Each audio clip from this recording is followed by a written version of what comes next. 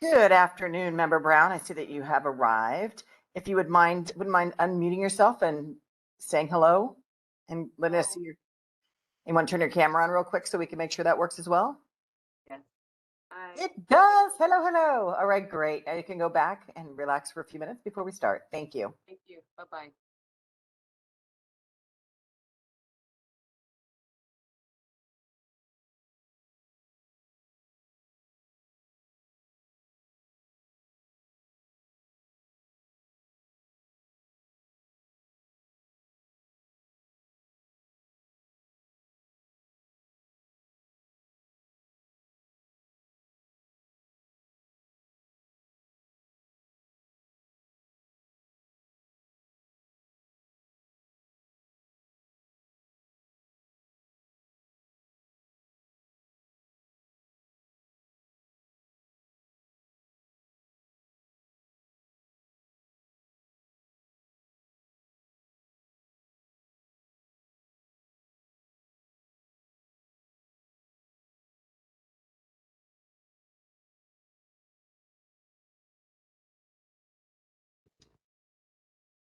Good afternoon. There is a attendee that just goes by Madison. Is that by any chance Chairperson Shockley?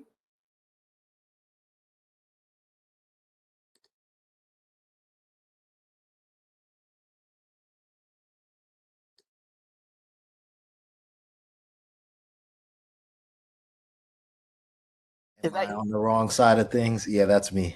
That is you. I'm gonna fix it. So I'm gonna make you a panelist and I'll fix your name so it says Madison Shockley. Okay, I'm gonna fix that right now.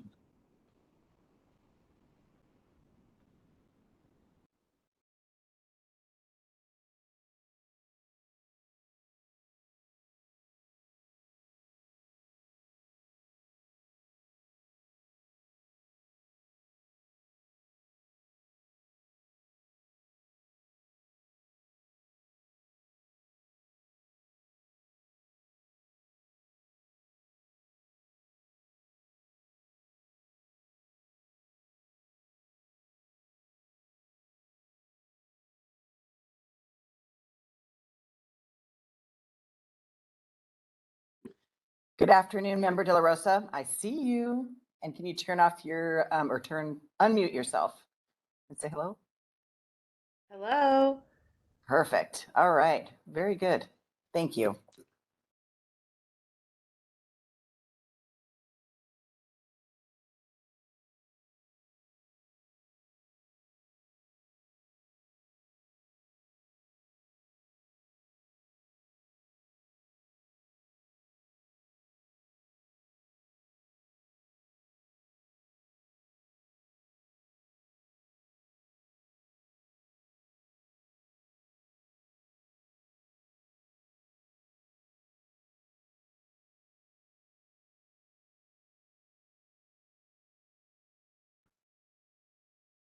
Christina Dempsey, you want to test your microphone and camera, please?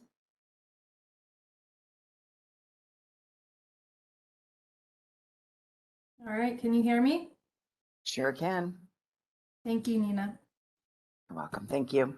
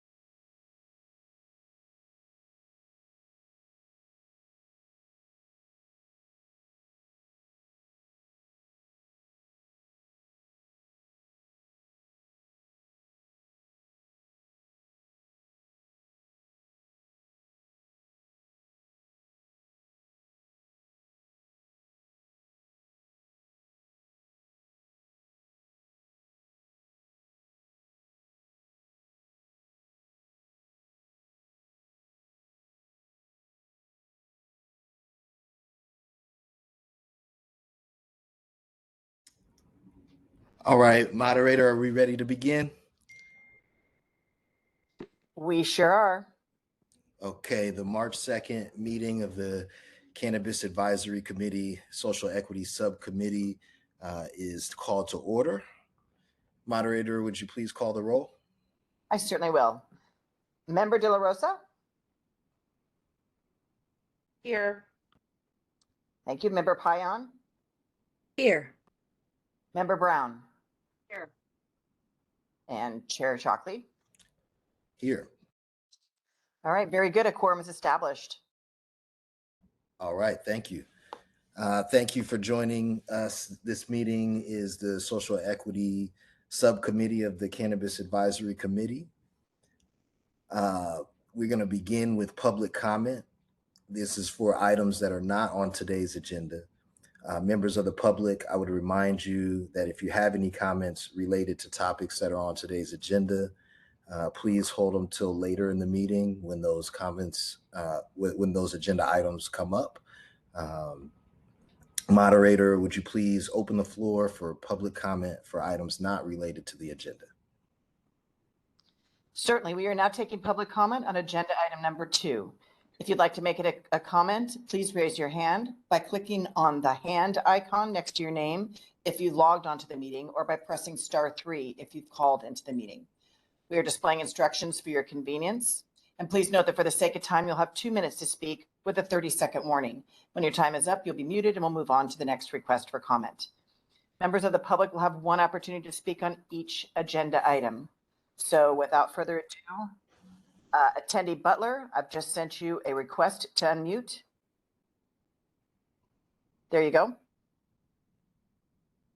name is Darwin Butler, and I've applied for a cannabis delivery license with the state and the city of Los Angeles as a social equity applicant.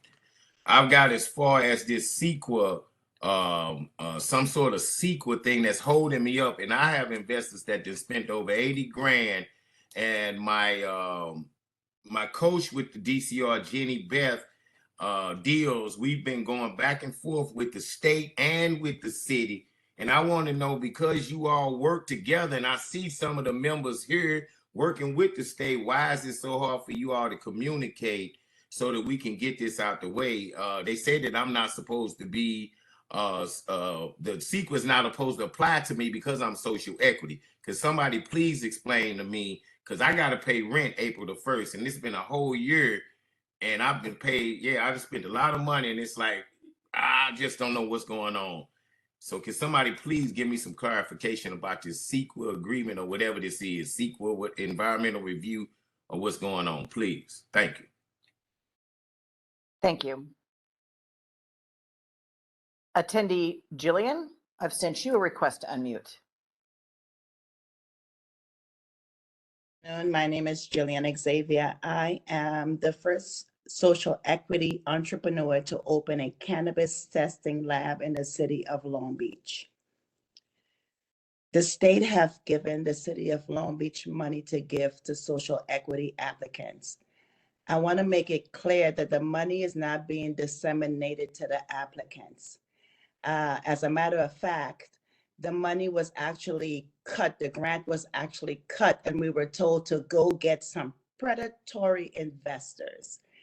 I would like the state to investigate and see what's going on with the city and why did they cut the money for a testing lab.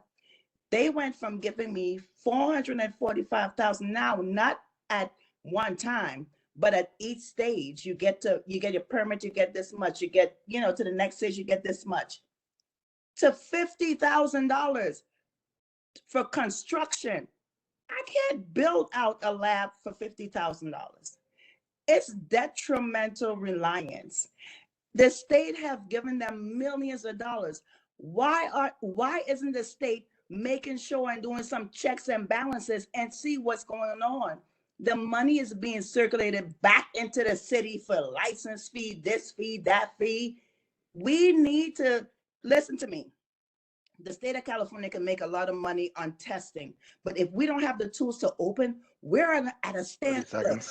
I'm paying lease. I've been paying for a lease since last year, 2226 Anaheim, and I'm still not able to build out my space. We need some help from the state to look into the cities and what's really going on. Thank you. Thank you. All right, I'm going to do my best here. Professor Delora Uskup, I've just sent you a request to unmute.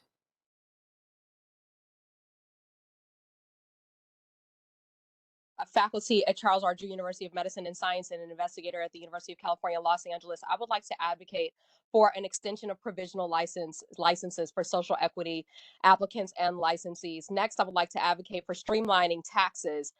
There are discrepancies in how local and state taxes are collected in many municipalities, and folks are being taxed on top of taxes, and that does not seem fair. It does not seem just. It does not seem equitable. And then I also want to ask about the oversight. Where is the oversight for social equity programming and grant monies that are issued to municipalities? And when social equity licensees are having issues with municipalities, where is the ability to be able to adjudicate those issues at the state level? There needs to be a direct mechanism to be able to go to the state to express issues that are happening at local levels, and for the state to be able to adjudicate that. Thank you. Thank you. And now call-in user number 7. I've sent you a request to unmute. Call-in user number 7. There you go. Hi, can you hear me? Yes. Hello, can you hear- Oh, hi, my name is Diana Esmeralda. I'm from Adelanto. Can you hear me? No, Hello? Nope, we're having a little bit of audio trouble. Shoot, can you hear me now? Yes. Okay. My name is Diana Esmeralda, and I'm from the city of Adelanto. We are having issues here with the same thing. Local control is killing any type of cannabis program. Medical patients all across the state have been rebranded as black market or bad actors. The city that I live in, the former mayor is being right now sentenced for his dispensary committee bribery scheme, you know, along with the mayor pro tem. And there is no way for any of us to have any type of help out here. The local programs are choking out just normal residents like myself. I can't be on any committees with the city for some reason. You know, it's getting worse and worse for everyone out here.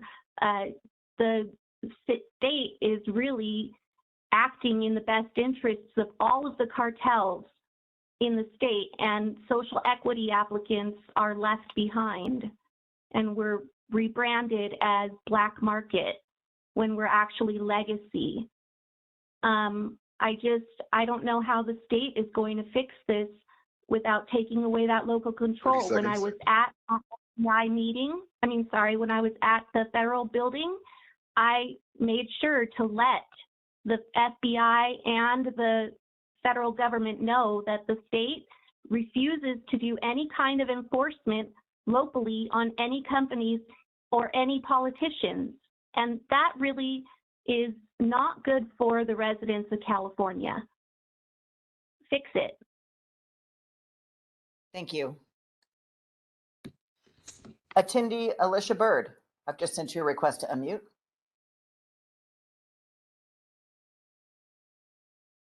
There you go. Okay. Hi, my name is Alicia Bird. I'm an Oakland equity applicant. I'm representing Oakland. In order to be an Oakland equity applicant, you have to be low income. The state needs to allow equity to move their licenses. It does not make sense if you are low income and don't have money. The fact that if you have to leave your location because you've been paying rent for over a year to survive, to get your license, and then you got to move to a new location and start over, that does not make sense for social equity. We do not have money to start over. We need the right to move our licenses. This rule is impacting us in a very negative way, and I don't understand why the state is not taking that into consideration. Emails and conversations about this problem has been sent to the state. Please help us. You need the equity program in Oakland and other places to survive. It's not a good look. Thank you. Thank you.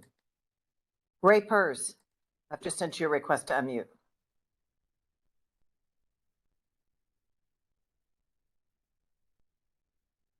Can you hear me? Yes, I can. Okay, great. I'm Ray Purge. I'm a partner with KPL Public Accountants. And on behalf of my clients, I'm making these public comments. At the last meeting, there were several topics discussed with recommendations for the 2023 year.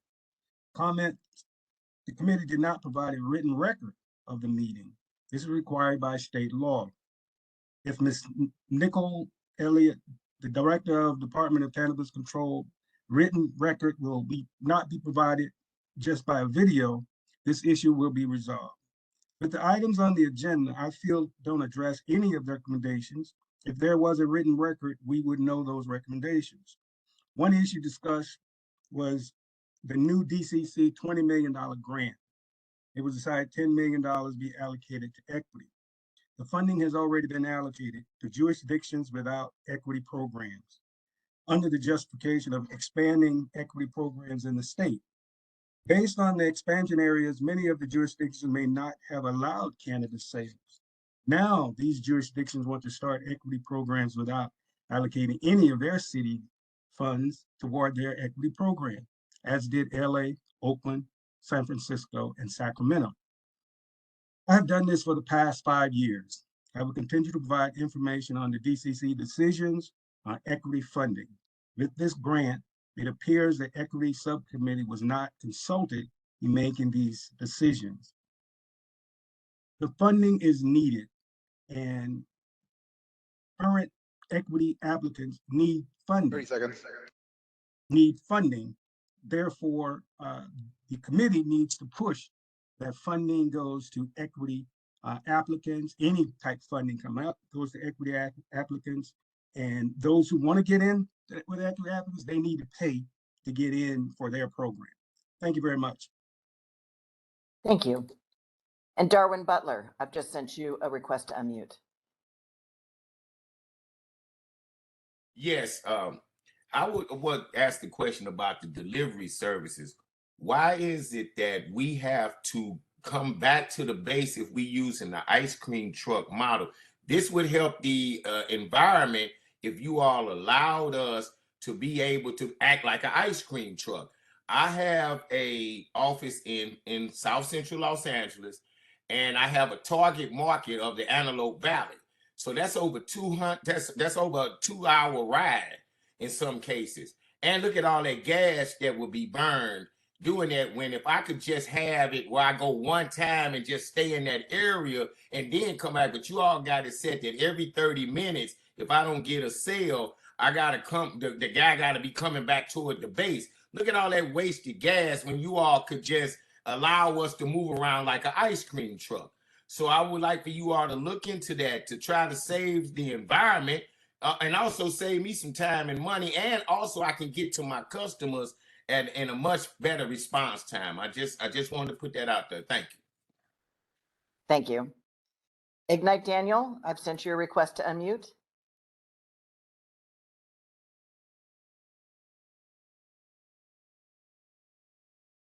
There you go. Give thanks. Greetings, everyone. In Ignite Daniel with Life Development Group. Just echoing a lot of what the people have been saying, just with the city and the state aligning. The city seems to deliberately be holding up the process. They take forever to process things and or respond to you, not answering the phone, not having the answers when you are there. and an additional $8,000 in fees on top of licensing fees for social equity applicants. Now they're asking for $1,200 to review the application. Like, what is going? Why are we paying $1,200 for an application review? Like, there are just all these other things on top of the social equity just not taking place. We really need you guys to be a voice for social equity and for the social equity applicants out here who have been crying for so very long. Like, all of these things were put in place to say, oh, we want to right the wrongs of the war on drugs. However, all that has been done is making a certain demographic feel less and less n- what would be the word, just feeling less like we have any contribution to the world whatsoever. um there definitely needs to be some assistance when it comes to the state intervening with what these cities are doing on an individual basis, because they are taking advantage of social equity in every way whatsoever. The money that is been allocated for us, either it gets held up in processes, and then by the time it gets to us there isn't anything left. Or they say you can apply for this, but then they take forever to respond, and that but you have $597 that you have to pay just to submit your application for them to even look at it. Like, how does that work, and how does that help any social equity applicant in their process to becoming any type of business owner in this world at all, in any way, shape, or form? Thank you. Attendee Anira, I've sent you a request to unmute. There you go. County. I'm an equity applicant, and I want to support the comments made by my fellow equity applicants in this meeting, and thank you for all of your time. I hope you're able to hear me. I would like to speak on behalf of the applicants in Mendocino County that you consider what jurisdictions are doing with regards to how they're allocating the funds to the applicants, the procedures that are being made to obstruct the distribution of funds as opposed to elevate the applicants and their ability to move forward in a graceful manner. The funds that the DCC has awarded to different counties and municipalities in order to elevate the applicants should be awarded to the applicants at a ratio that is consistent with federal legislation as opposed to jurisdictional bias. Jurisdictional bias is an encumbersome viewpoint to have to deal with, and it does not promote the benefit of the programs on a local or state level. It prevents proper forward movement and business development. So I would love it if we could really look at what all of the municipalities in the state are doing and find a balance based on other grant programs that have been established on all different levels. There's title forms, there's documentation, and there's precedents for successful administration of funds as we see through different agencies. And I would like to support what the professor said about having an extension for equity applicants in their provisional license. I'm a small cannabis farmer. I love my farm. And because of the hedging that I've received in my personal government, I've been unable to achieve all of the goals that I should like to achieve to be in complete compliance. My dream is to be in complete compliance and be a successful farmer in this great industry and our great nation and our great state. Thank you very much for your time. Thank you. Laura Herrera, I've sent you a request to unmute. There you go. Hello. Yes, go ahead. So I am a consultant who's worked with contractors in Oakland, Sacramento, Long Beach, and Los Angeles. And I also work with the UC Berkeley Cannabis Research Center. So I've convened with Dr. or Professor Delara, and I know a few other people on this call. And so I would advocate for the state to take a little more control and at least giving the jurisdictions guidance on how they execute the programs. There's a lot of local politics and cultural nuances that would prevent your guidance from being standardized, completely standardized. But it is true that at the local level, social equity applicants are really suffering because of the bureaucracy at that local level. So if the state and GoBiz could distribute the funds more directly and cut out the middleman of the local jurisdictions, that might be the move for the future. and using technology to help onboard and track people, and the funding that they're given would really be beneficial to the whole system. So I just wanted to add that perspective and say that when I work with equity applicants who are losing their locations, who can't pay the local business tax, I do wish that there was a more formalized, technologically advanced system 30 seconds. that we could shepherd these folks through. Thank you. Thank you. Brad Rowe, I have sent you a request to unmute.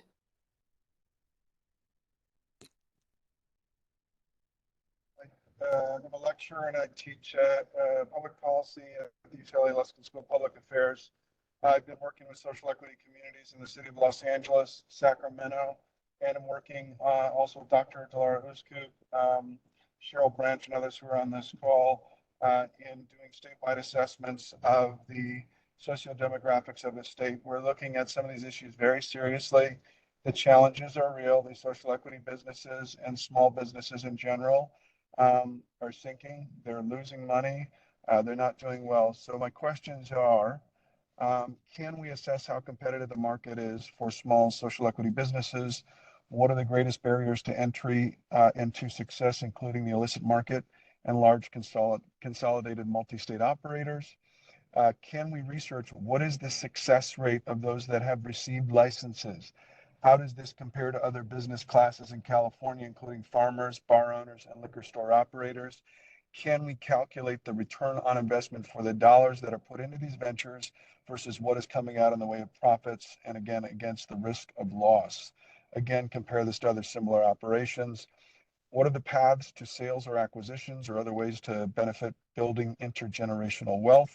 Can we inventory potential sources for revenue that could be used for the purposes of social equity that are not necessarily cannabis tax dollars that are coming out of the industry?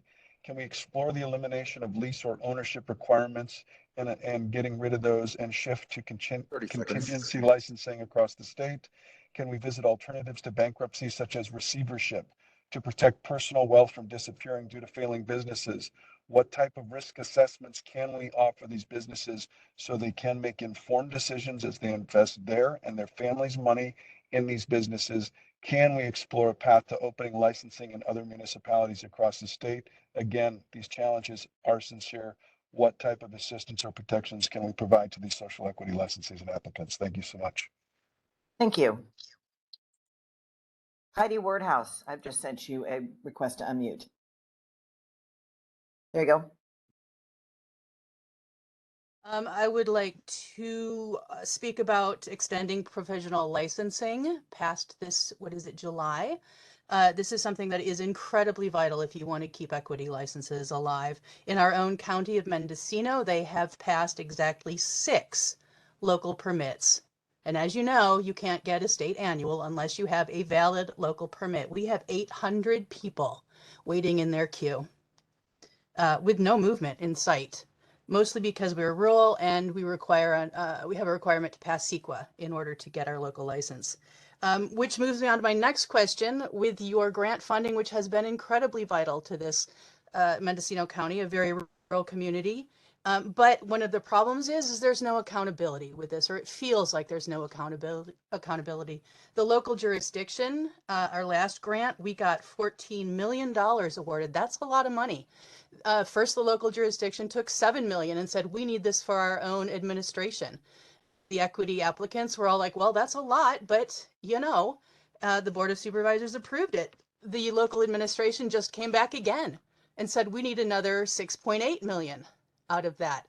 This puts them now at the total 14, well, they're taking 14 million of the monies, leaving maybe 20% of those monies to actually help local applicants get through their environmental regulation requirements.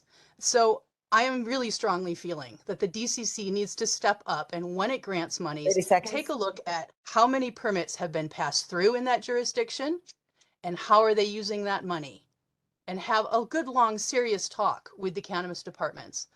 Thank you very much for your time. Thank you.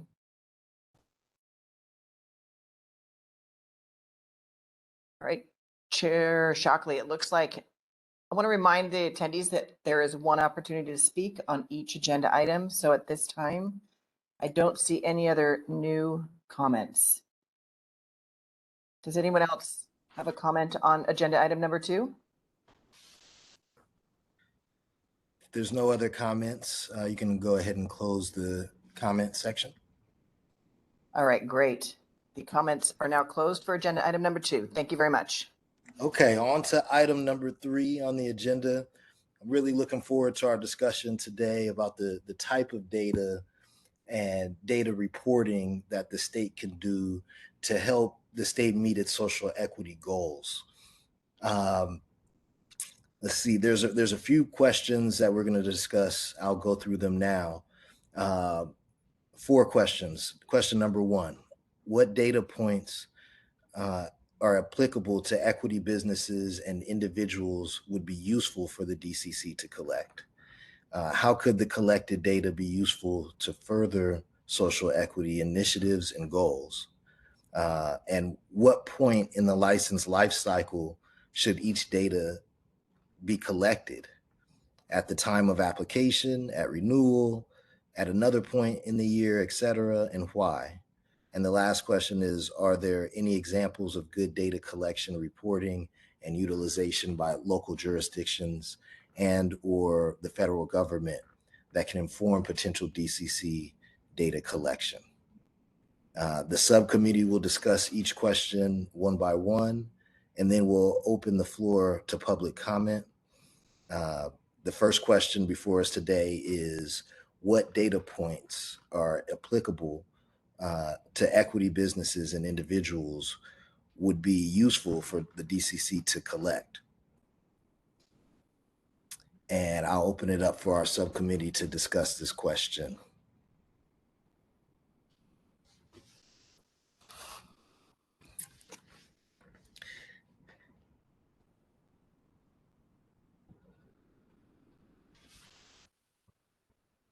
Subcommittee members, if anybody wants to give some comments, please take yourself off mute. We'd love to hear you.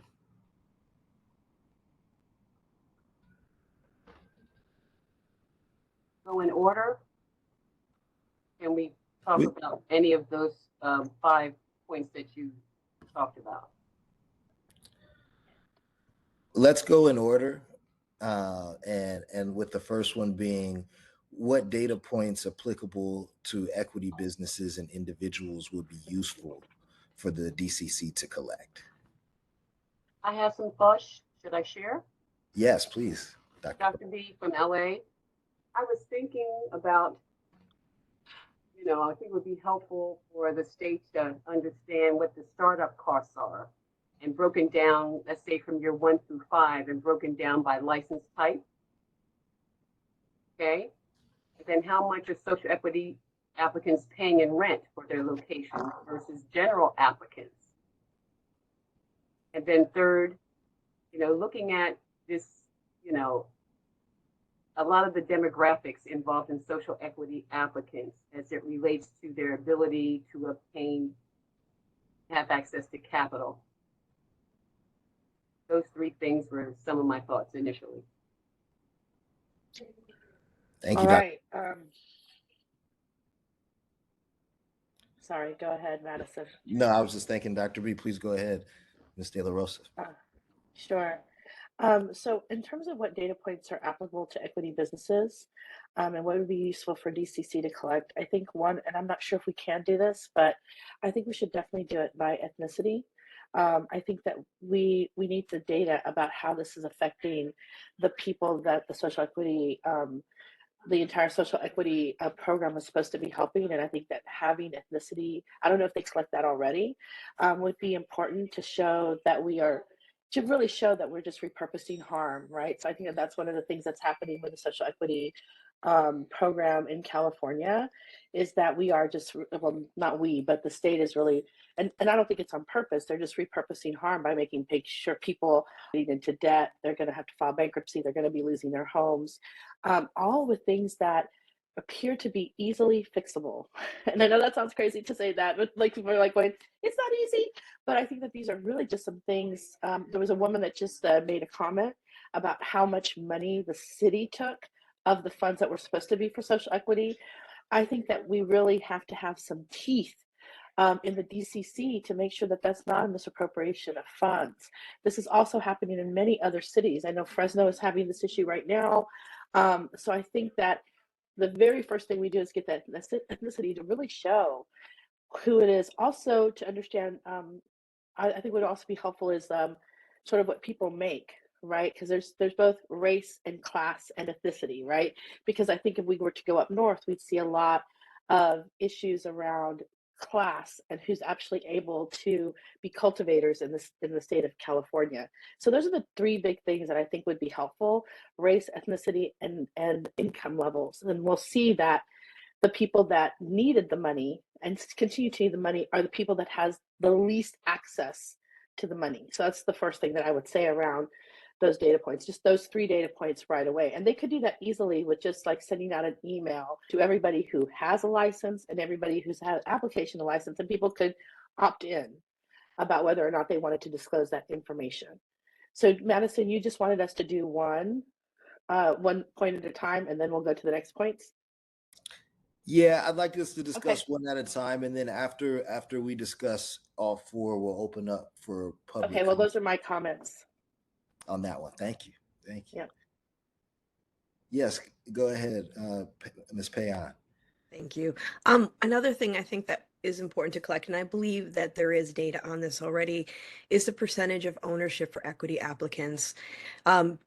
Because a lot of times people are having to take on partnerships where they're losing percentages of ownership, and this really will help illustrate the struggles that people are going through to be able to survive, actually having to give up some of the autonomy with their businesses in order to survive, which is kind of the antithesis of what we're trying to do here, correct?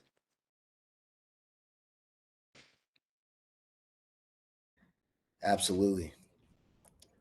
I agree with that. I have some thoughts and some comments on the issue as well. I think we want to really assess the industry as a whole, and then also be able to assess social equity as a subset of the larger industry. So I think more data collection and analysis and reporting from a holistic perspective would be important.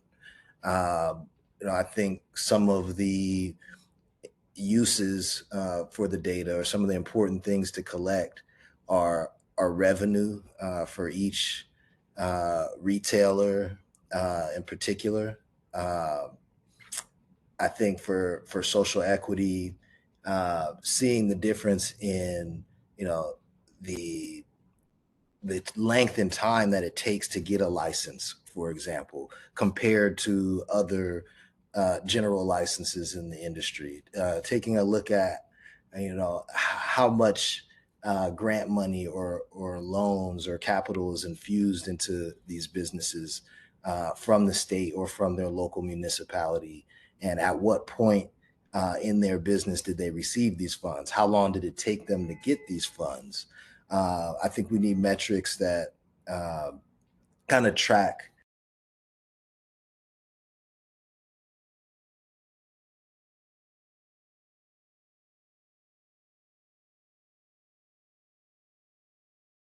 Chair Shockley, we just lost audio on you.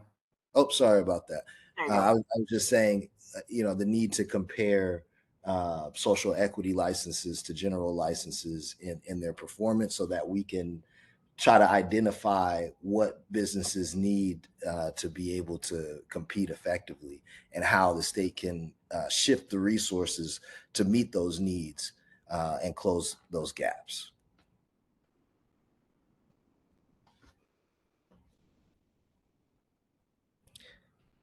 So if there aren't any other comments from the committee on this question, we'll move on to the next one, but certainly would love to hear more discussion if there are more thoughts out there.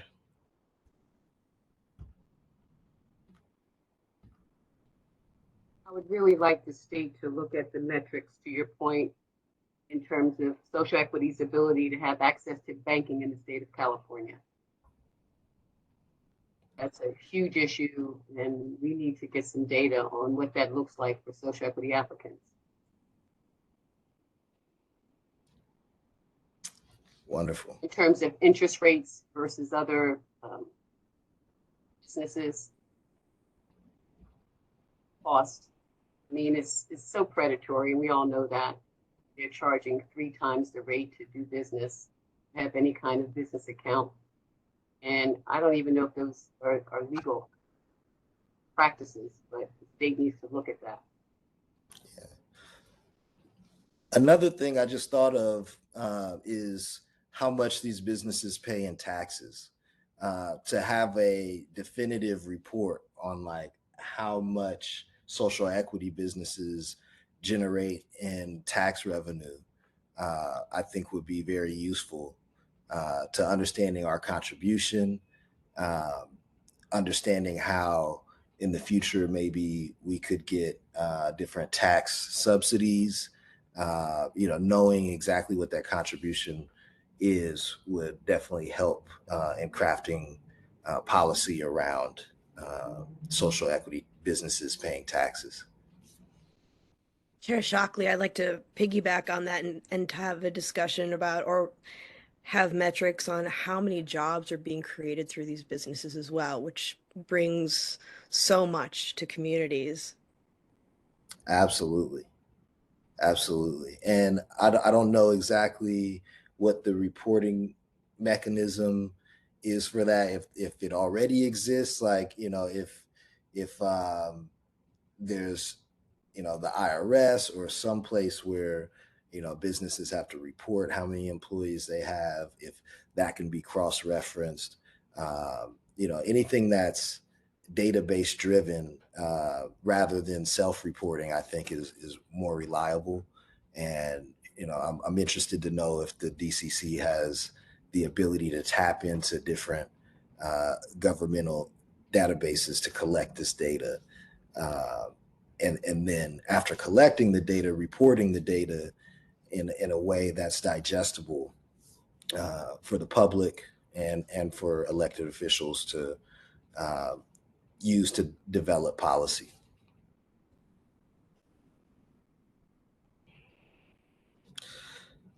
So if there's no more. One point, Chairman Shockley. Yes, please. I'd like to see data collected from each jurisdiction in terms of how much tax revenue that each city brings in and goes into their general fund from tax revenue from cannabis. Wonderful. Wonderful. And thank you all for all these suggestions. There are notes being taken, and we will compile these later on. Any other comments from the members on this question?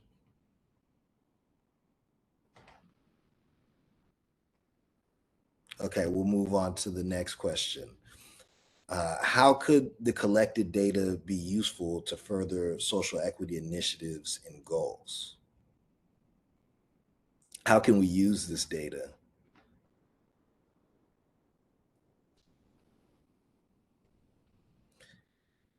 And I can start with some of my comments on that. I think in the advocacy space, which I come from, there's always a challenge in making the argument for capital, even though we know how important it is and how justified it is. Sometimes framing the argument with actual facts and figures really just bolsters the argument and allows us to move further faster in terms of communication. And I think collecting this data and analyzing it in the proper way and presenting it in the proper way would allow us to make the case to legislators, to the DCC, for different policy initiatives that would help and make a big difference. And particularly when it comes to capital, there's always concerns about where it comes from and what's the return on it going to be, so making that case through this data, I think would be really important to furthering policies being accepted and implemented. I have a couple of thoughts, Chairman Shockley, in terms of data collection and how it could be useful for equity initiatives. I think the data could be used to justify investment from the state and local jurisdictions. It could be used to justify the passage of the MORE Act and the Safe Banking Act, federal level. And it could also be used for reinvestment of tax dollars in underserved communities, and reinvestment commitment and initiative based on all of the resources that each city brings in from tax dollars. Yes. Thank you for those suggestions, Dr. B.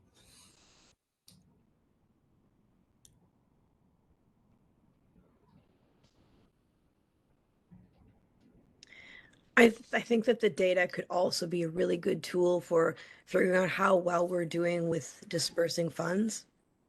And maybe we need to be looking at where how we can be doing this better, who needs more, what kind of support was unanticipated. I think that these are all really important things because we have a foundation, but as we're hearing in public comment, there are a lot of people who are having a lot of roadblocks and issues that aren't being addressed. And I think that is a great way to be able to advocate and illustrate that, but also even going back to talking about the impact that these businesses are having towards, taxes and creating employment opportunities, really, really putting forward all the amazing positive impact that these businesses are having on our state and what we need to do to support that, to create more momentum with that, because obviously we need to be giving more help around this. Yeah, there's a thank you, Member Payan, for your comments. There's another issue I'm just thinking of that the DCC specifically regulates, and that's I believe the DCC regulates what level of revenue qualifies an equity business for fee waivers, for example. And I think the level right now is at 5 million. And being able to look at, the finances of a $5 million revenue cannabis business and making the argument whether that should be raised higher. Should people who make 6 million in revenue not be, who are social equity, should they not get a waiver or any social equity benefits because their revenue surpassed that threshold, which some would argue is pretty low, because that business still may not be profitable, right? And should they lose their social equity benefit in that case? And so there's things that I think also pertain to the department and how they decide to regulate different things under their control as well.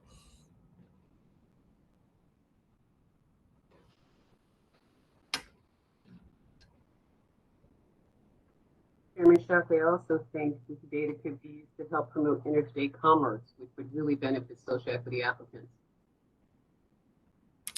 Yeah, would you elaborate on that a little more, Dr. Brown? Well, I just think if if the industry and people have the ability to move from state to state to sell their products, it would open up a wider customer base for folks.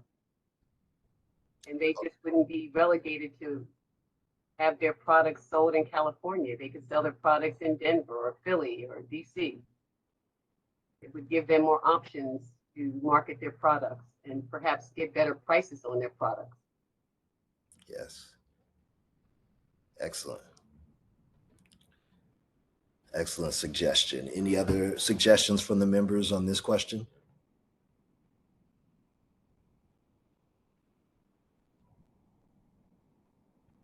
All right, we'll move to the third question, which is, at what point in the license life cycle should each data be collected? For example, at the time of application, at the renewal point or at another point in the year, for example, and why should they be collected at any given point in the license life cycle?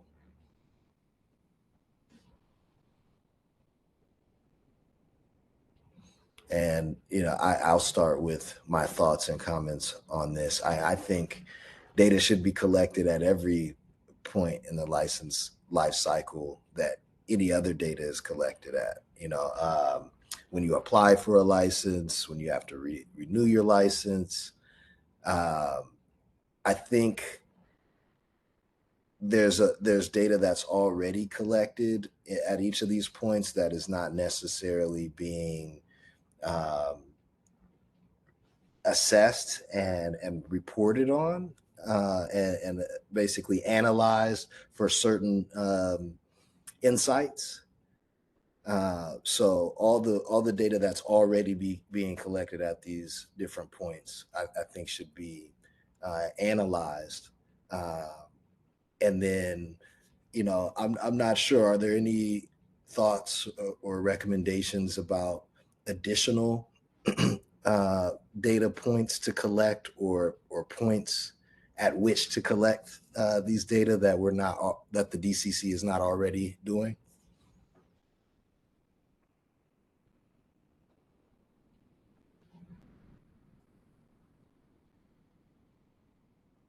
I would like to see data normalized like other industries, right?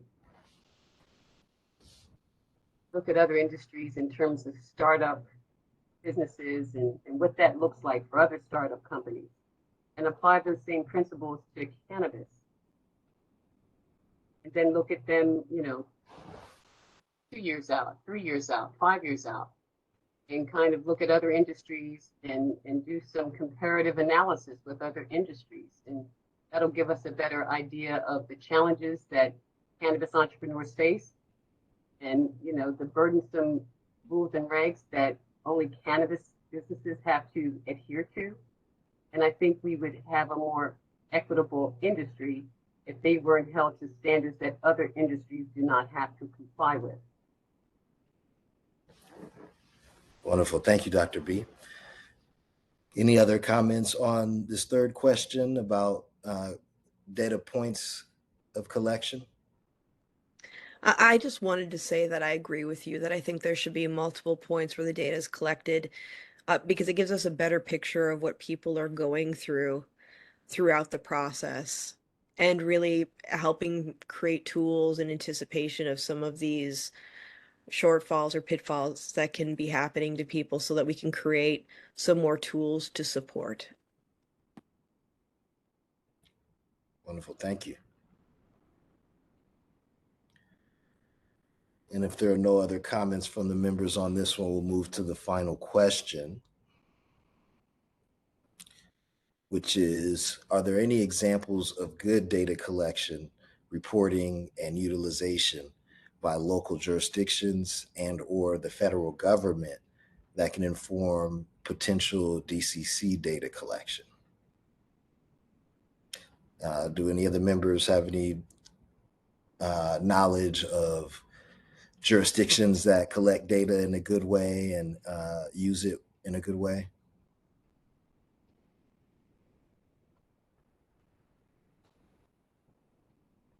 Well, in LA, we've done a comprehensive qualitative analysis to help our programming want to be effective and meet people where they are. So we did an expanded analysis and only got about a 11% response rate.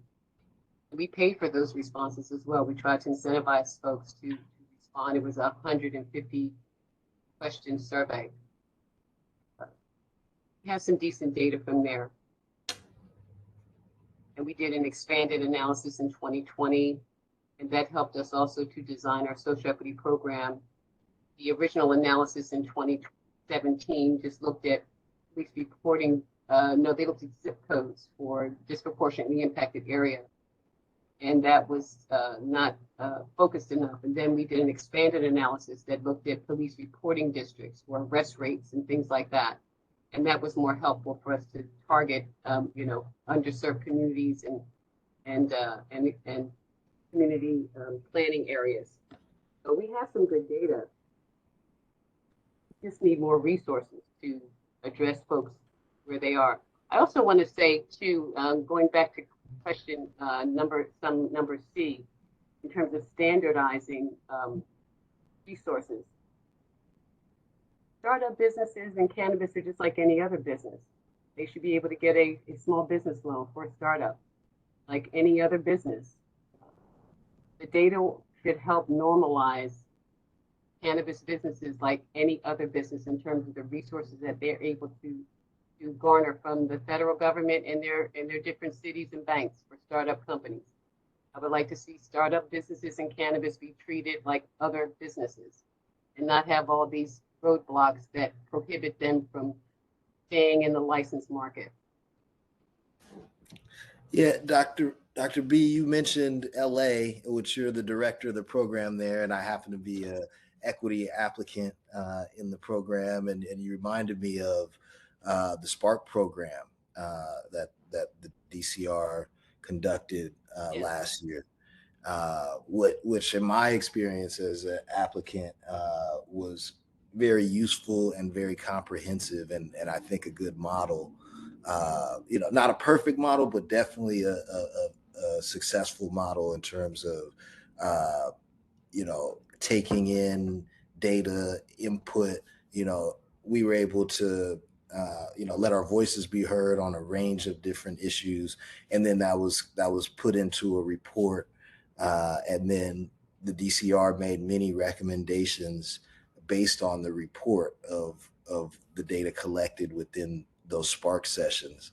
And then the city council has passed a number of those measures into law since then. So I would also submit that to the record as a model to look at.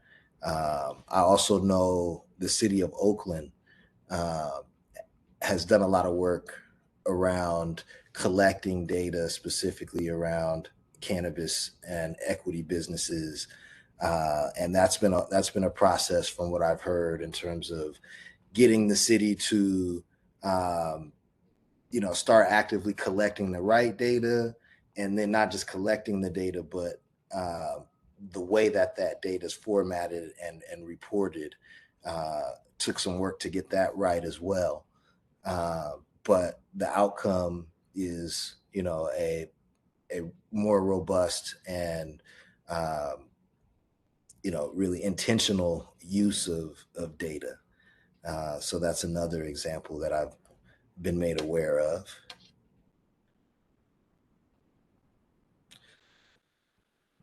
Do any folks on the committee know about that program or have any insight into how that works or how that could, some of the positive parts of it? Program, are you talking about the Oakland program? Yeah. Can't really speak to the new. Excuse me, sorry, this is counsel for the committee. I just wanted to point out that we're straying a little bit from what we've got on the agenda for today. So if we could ask that we please keep it limited to what we've got listed in our questions for agenda item 3. Thank you. Okay, could you clarify how we're straying?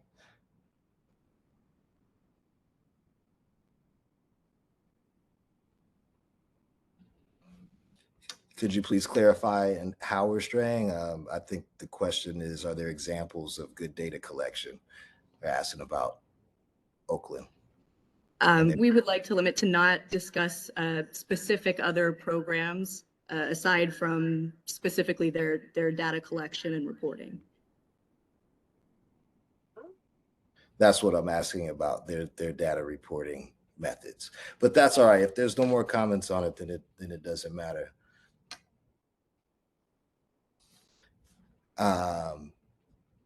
All right, with that, I think we can move to public comment on these, unless there's any motions that anybody would like to make on the committee about, recommendations that the larger committee should take up.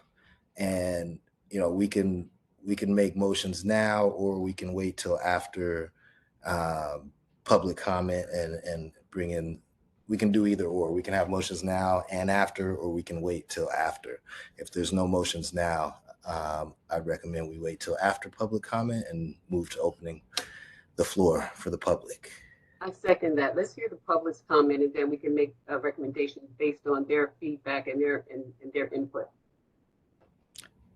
Yeah, if there's no objections, I think that's a great idea. And moderator, would you open the floor for public comment, please? Yes, of course.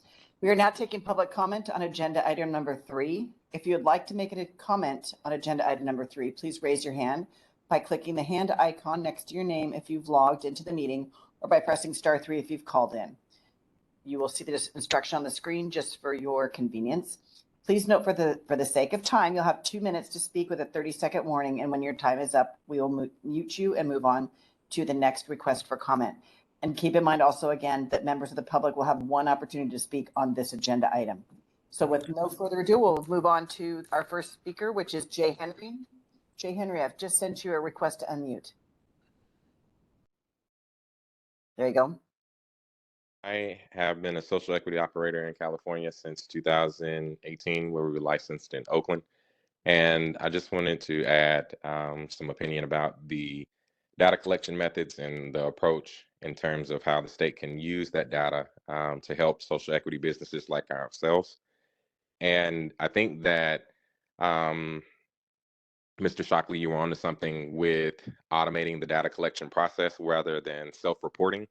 And so I know for the state that relies a lot on the data that is collected in metric for the most part, as well as from the licensing applications. I do think that on the social equity side, there should be race data collected alongside with the capital that these businesses have been able to raise, be it through grants, be it through personal funds, be it through investments. That data is directly correlated in terms to the life cycle of a social equity business to date. And I think that the state can start with the data that's in metric in terms of when the social equity businesses were actually able to become licensed versus when they stopped licensing, or we can assume that those businesses went under or went bankrupt from a series of unfortunate events in the state, whether it be sales, whether it be robberies. I think that the data that's available in metric regarding the life cycle of an equity business, even revenue based on the number of transactions from those records, is very important to understand. And the reason why I say that is because I'm sorry. 30 seconds. The reason why that's very important, and I'll wrap up here, the reason why that's very important is because the amount of capital that these businesses receive is directly related to how long the business survives, what type of performance they can do in terms of generating revenue. And I think that the state has to start with the data that they have available in metric to kind of like start that baseline so that they can start rewarding more grants and more funding opportunities for these social equity businesses to be successful. Thank you. Thank you. Attendee Anira, I've just sent you a request to unmute.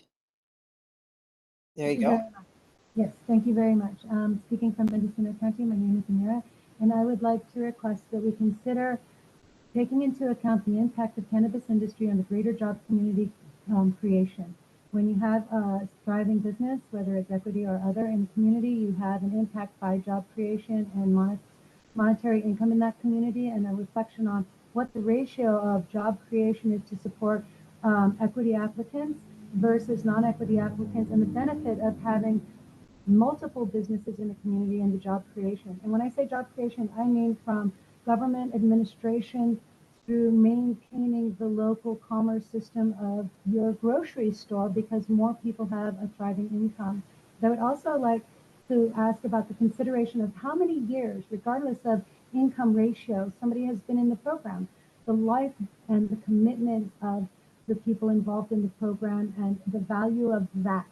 You know, in Bhutan, they take into happiness as a value. I think dedication and commitment is a value that is also accessible and to be considered. And then the third would be, how many people would apply if it was available? How many small businesses could be created, and what would those small businesses' impact on the community be, as in opposed to multiple small communities as opposed to a few large, thriving corporations. I hope I was clear. Thank you for your time. Thank you. Janine Coleman, I've just sent you a request to unmute. Thanks so much. I appreciate the opportunity to comment. Janine Coleman, Executive Director of Origins Council. We are a statewide advocacy organization representing over 800 small licensed cannabis businesses in rural historic cannabis producing regions throughout California through our partnership with local membership-based trade associations. I want to start by expressing my appreciation to the members of the CAC Equity Committee for this work that you all are carrying and this agenda item and discussion. I think that it's really foundational to ensuring the integrity and efficacy of California cannabis social equity. And I want to harken back to some of the earlier comments regarding local control and the failures of local control in terms of our regulated cannabis industry. Really appreciate the This term is counsel jurisdictional for bias. That's the a real. committee. My apologies, we're getting a bit off topic. If we could just please stay to what's listed on agenda item 3 for your comment, please. Thank you. If you would let me finish, it ties in directly to my comment and this agenda item. So with respect to establishing statewide criteria and a statewide definition for equity, essential to moving the integrity of California cannabis social equity moving forward, I really want to express my appreciation for working in partnership with excellent BIPOC social equity organizations active in the space, and particularly want to express thanks for working with the Cannabis Equity Policy Council and the Hood Incubator to collaborate on these issues. And we submitted public comment. I think we submitted a little late, so it's not posted. But with respect to the specific agenda items and data collection, really want to echo the comments previously given to support evaluating program outcomes, data concerning the overall health of the industry, and data from local jurisdictions and the DCC regarding program implementation. Really want to express the importance of utilizing data collection, DCC data collection, to support clarifying, qualifying geographic criteria. And last but least, I think it's really important to consider data collection in the form of a DCC statewide cannabis social equity assessment. Next commenter is Laura Herrera. I've sent you a request to unmute. Thank you. I'm hearing everybody say that we need better data science on this topic specifically. And so I just looked into where the state could help us in this area. And there seems to be an Office of Data and Innovation in the state of California. So perhaps reaching out to them to actually provide the expertise in this area would be a way to move this forward. That's just my suggestion. And I'm happy to talk about it offline. Thank you. Thank you. Craig Johnson, I've just sent you a request to unmute.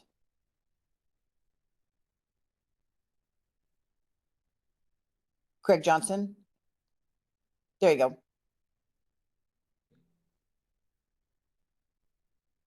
Hello. Go ahead, sir. Can you hear me? Yes. Oh, good afternoon.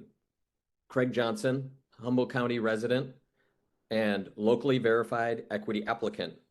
Right now, the DCC equity criteria doesn't take into account where and how enforcement actually happened in rural areas.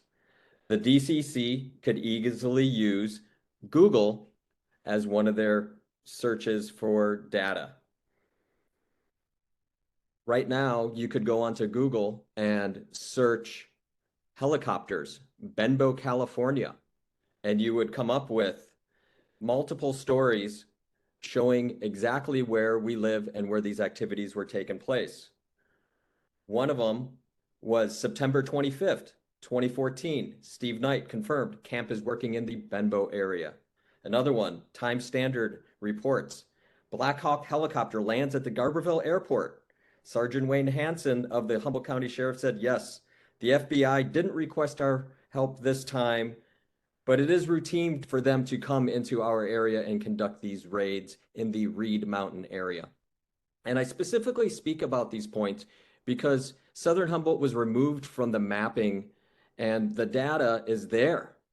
We were part of these raids. This was affecting our lives and our community. The helicopter would fly both sides of Reed Mountain, which is a very notorious mountain in the area. It straddles Mendocino County and Humboldt County. But with the new mapping, 30 seconds. Humboldt County side of the mountain was removed. The activity happened. And we need to please look at the data, make the Google search. Anyone can do it. And please put Humboldt County back on the map, specifically Southern Humboldt County. We need this help and we need it now. Gavin Newsom, if you're listening, please make these changes. I appreciate you taking the time to open up this conversation today. Thank you. Thank you.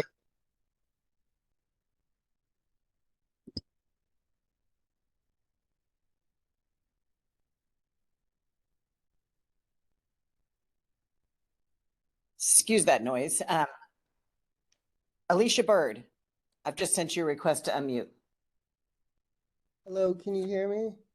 Yes. Hi, Alicia Bird, Oakland equity applicant and manufacturer.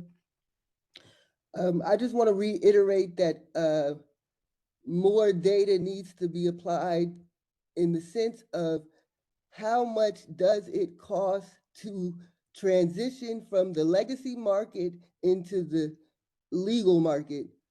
We're always hearing about the state needs to crack down on illicit activity.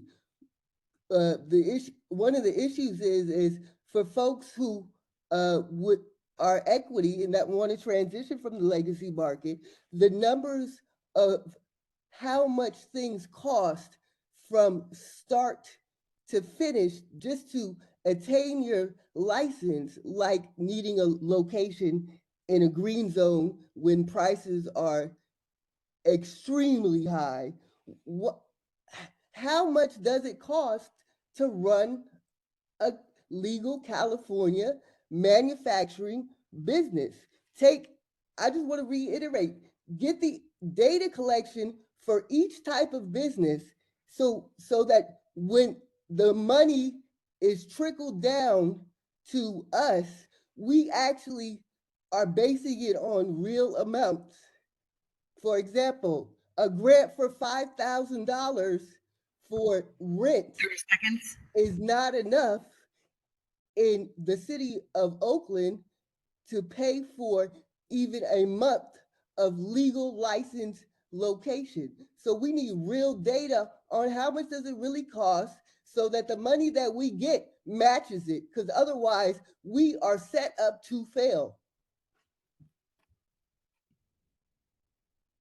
Thank you. Thank you. Call in user number 7. I've sent you a request to unmute.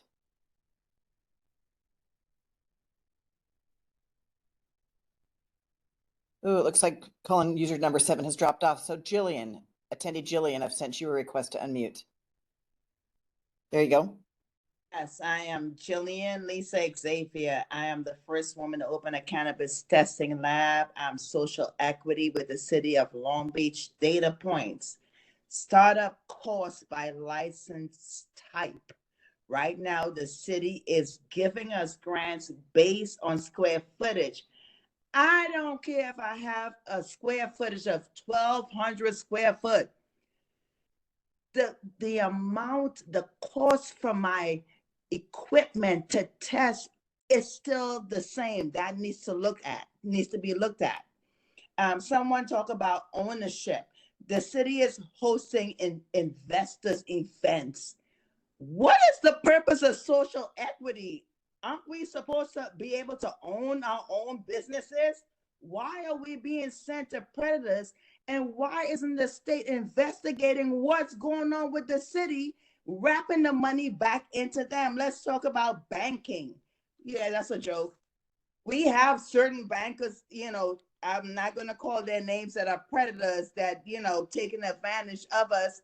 But one thing with social equity for me as a business owner, I'm looking at Long Beach Community College, which has testing programs, and looking to bring those people who are going to those classes into my business to grow with my community. I'm not going to go to LA to get somebody to come work 30 in seconds. Long Beach, right?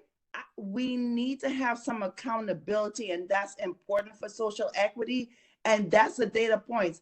Please look at it by license type. A testing lab needs more money than somebody to have a delivery. Thank you. Thank you. Before we move on to the next commentator, this is Christina Dempsey from the Department of Cannabis Control. I just want to remind the commenters that this public comment is just about data collection and reporting on equity businesses. I'd like to ask the moderator to move back one slide and show the questions that were posed to the subcommittee. And I'd like to ask the commenters to please focus your comments on these questions that were part of the agenda and that the subcommittee discussed. Thank you. Thank you. We'll move on to Brad Rowe. Mr. Rowe, I've sent you a request to unmute. Hi, thank you for the time. Just wanted to share a couple thoughts about collecting data and what we can do with it. Number one, Metric collects each of the many millions of transactions that happen in the market. If we were able to layer in social equity's portion of it, could help us to measure the size and location and vibrancy of these social equity markets, and allow us perhaps to create networks of qualified social equity buyers and sellers if that is something that's doable by the state. Wanted to point out that the state of Washington has very strong sunshine laws. I know California has a version of them as well around cannabis market data that allows universities and jurisdictions to collect and evaluate that data. Perhaps that's something we can implement here in California. Finally, building upon some comments from Dr. Brown and others, the public bank is a viable option for the state of California. Also a great place to watch how the market is working, how the money is coming and going. There are enterprises, the Bank of North Dakota, there's a Sparkassen Finzon Group in Germany, and many nations have postal bank systems, which is something we had here in the United States up until a long time ago as well, which is a great place for the unbanked to deposit and collect money. Just wanted to put those three ideas out there. Thank you for the time. Thank you. Melanie Johnson, I've just sent you a request to unmute. There you go.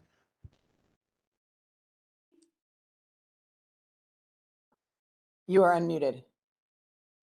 This is Melanie Johnson. I'm a 21-year Humboldt County property owner. I'm a locally verified equity applicant. Last year I was equity, and this year I'm not equity simply because the map changed. I didn't change, the map changed. This is a conversation about gathering data.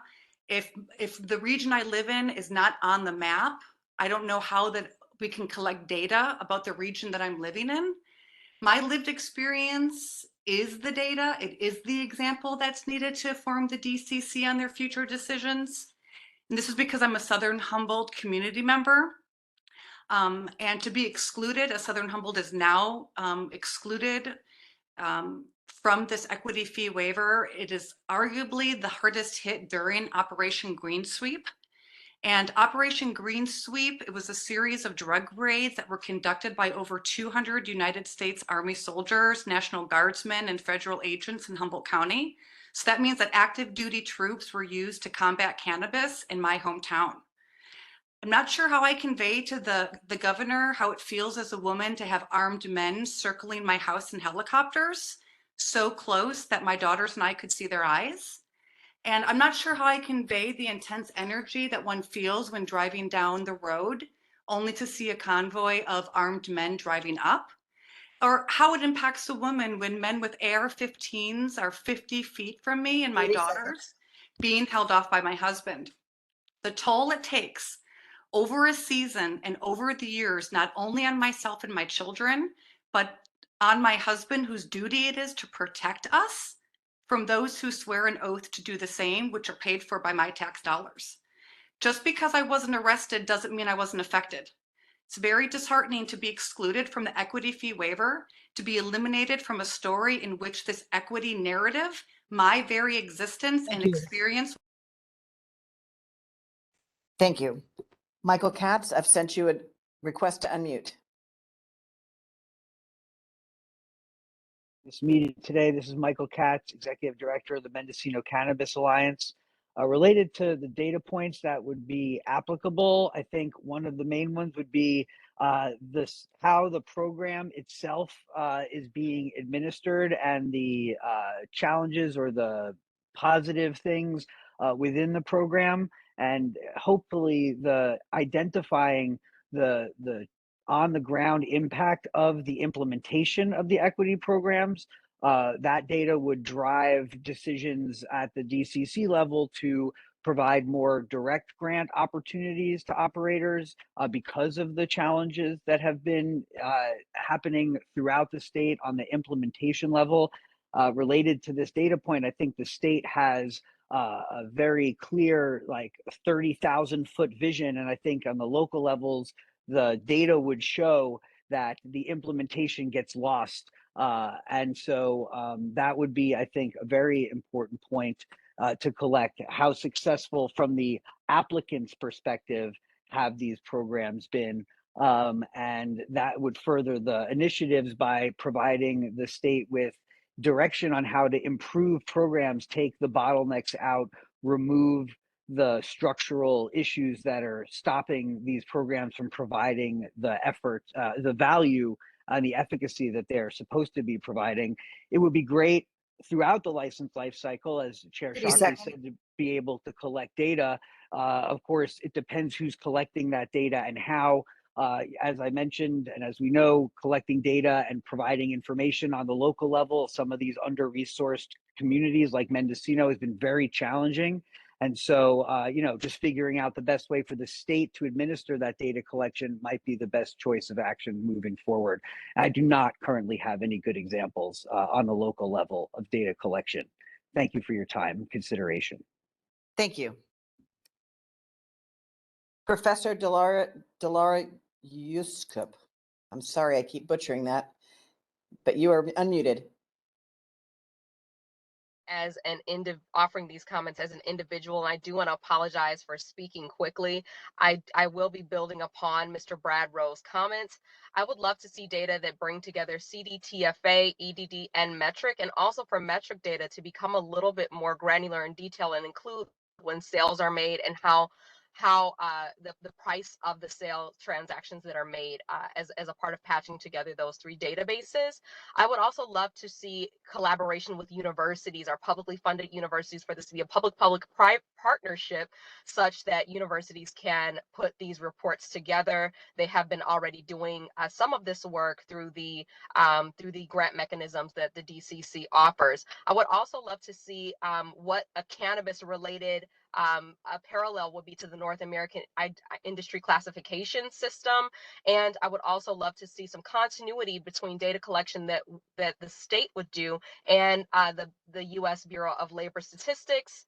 And those conclude my comments. Thank you so much to the committee. Thank you. Eliana Green, I've sent you a request to unmute. I'm the Director of Community Engagement at the Hood Incubator. I wanted to re-echo some of the comments that Janine Coleman from Origins Council was bringing up. Submitted public comments on big general areas of data we believe should be collected.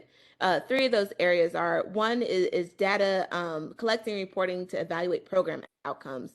And that would include data concerning the overall health of the industry and comparing social equity businesses to general operators in each license type. Within that, separately would also be data from local jurisdictions in the DCC on the implementation of programming. In a separate category, we'd like to see the DCC collect data qualifying geographic criteria for social equity. As many folks described on the call, the geographic spaces of what's been directly impacted are not clearly defined, as there's not sufficient data on the impacts of the war on drugs in their geographic impacts. Separate from that, we think that there should be a statewide assessment of the impacts of the war on drugs, so that we can get better criteria to understand how we should be making the eligibility criteria for social equity programming. The Hood Incubator, we submitted public comments in collaboration to talk about these general pieces of data, but then we also submitted a different set of public comments to talk about to answer those specific questions you all framed about what pieces of data should be collected. Since I still have time, I'll go through a couple until I get cut off. We 30 think that seconds. all right, but so financial data such as gross receipts, average gross receipts, number of businesses, and year-over-year change in gross receipts. We think that the Hood Incubator solely thinks that that type of data should be collected to evaluate the health of the industry, and we've submitted that in written form to you all as well. Thank you for your time. Thank you. Jason Sharush, I just sent you a request to unmute. Subcommittee members, I really appreciate this opportunity to speak. My name is R.S. Jason Sarush. I'm a policy researcher from the Public Health Institute. I think it's important to collect data by surveying communities that were the most heavily impacted by the criminalization of cannabis to find out what they think these funds should be spent on to mitigate the harms caused to their communities. While it is definitely important that California supports its social equity licensees, if victims of the criminalization of cannabis can only receive reparations if they use them to start a cannabis business, you're really limiting the impact of those funds and the benefits they can have, and their ability to truly mitigate the harms caused by the criminalization of cannabis. If we're talking about data, as evidenced by the public comments during these social equity subcommittee meetings, funding has clearly been ineffectively allocated if its intention was to promote social equity in the cannabis industry.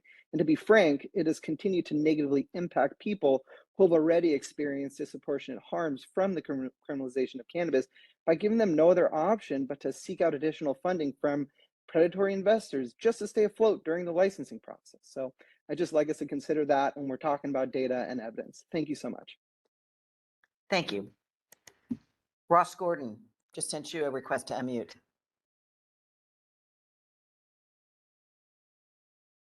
Ross Gordon with Origins Council. Just wanted to conclude and really pick up on where Janine Coleman left off. Also want to say really agree with Eliana Green's comments with Hood Incubator. As I think was mentioned, we submitted a joint letter with those points that she mentioned, and agree with a number of the ideas which have been brought forward to this point. Wanted to reiterate our support for data collection around program outcomes as Origins Council, really the importance of assessing the effectiveness of how equity programs are doing, and in relation to general licensees as well. Wanted to build a bit on some of the data collection points in relation to equity qualification criteria and really data collection around what was and is the historical scope of the war on drugs. And one thing that is in our letter that we really focus on is that there's a set of data which is about legal outcomes of enforcement, things like arrest and conviction. But there's also a set of data about enforcement activity itself and its density in certain geographical areas. So some examples of that would be raids, detentions, civil asset forfeiture, stop and frisk, traffic stops, and rental housing evictions are sort of 6 of the examples that we pull out in our letter. And we feel like to be able to really collect data and understand the geographic density of where those impacts were occurring is really important for informing equity qualification criteria. Also really wanted to reiterate and support the idea of data collection in the form of a cannabis social equity assessment. Many local jurisdictions have created these assessments to inform their local equity programs, but we have no statewide document at this point that really assesses the historical nature of the war on drugs and the war on cannabis in California in a really complete way to inform the equity program and how it works. And finally, just want to mention, I think these are very complex and nuanced topics that obviously touch on a lot of different areas. And I think it would be helpful to have maybe a broader sense of comments that are germane to the topic in order to more effectively inform this conversation. Thank you. Thank you. Heidi Wardhouse, I've sent you a request to unmute. Thank you again. On data collection for equity businesses, yes, 100%. We need to change the perception with the general public of not just cannabis businesses, but especially equity businesses. There is still a perception that good old, drugs are bad, okay? going on out there in the world, especially in rural areas like Mendocino County, even though most of our income has traditionally come from cannabis businesses. But when you collect data to help describe the benefits of equity businesses, I also am hoping that you will expand that data collection to increase accountability for jurisdictions who are limiting the approval of equity applications. Take a look at how many applications were denied in a particular jurisdiction or county and why. Like for instance, in Mendocino, they limited, you had to be within a certain mileage from a camp raid, a certain location from a camp raid, not a DEA raid, not a sheriff's raid, not a comet raid, not any other sort of a raid, just camp. And these limitations are leaving equity applicants behind, which goes to B. How is this going to further social equity goals? We don't want to leave equity applicants behind, and I don't believe you do either. So let's take a look at why they are not being approved.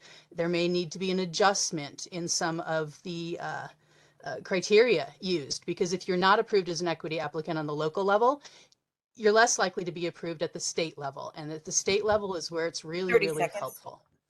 And lastly, if you are looking for data from cultivators, which is most of what Northern California is, or a lot of Northern California is, I will ask that you please do not ask for data during the planting season, which is in May, or during the harvest season, which is September to November, just to save our sanity.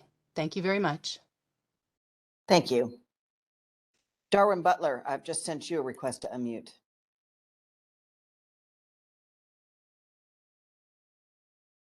Darwin Butler, I've just sent you a request to unmute. Yes, can you There hear you go. me? Yep, we sure can. Okay, I was wanting to ask the question regarding question number 1 in the on the list here. How many actual they should do some data points on how many actual social equity applicants actually spent real prison time. I mean, guys, black and brown guys who really bear the brunt of this program, who really the backs that this program was built on. I'm one of them. I spent over 3 years almost in prison for possession of marijuana. You know, I hear a lot of people saying they family members of these, convicted felons and blah, blah, blah, and they lived in this area and blah, blah, blah. But actually, how many people actually are getting licenses that actually suffer from the war on drugs, actually physically have disabilities because of police beatings and all of this type of stuff?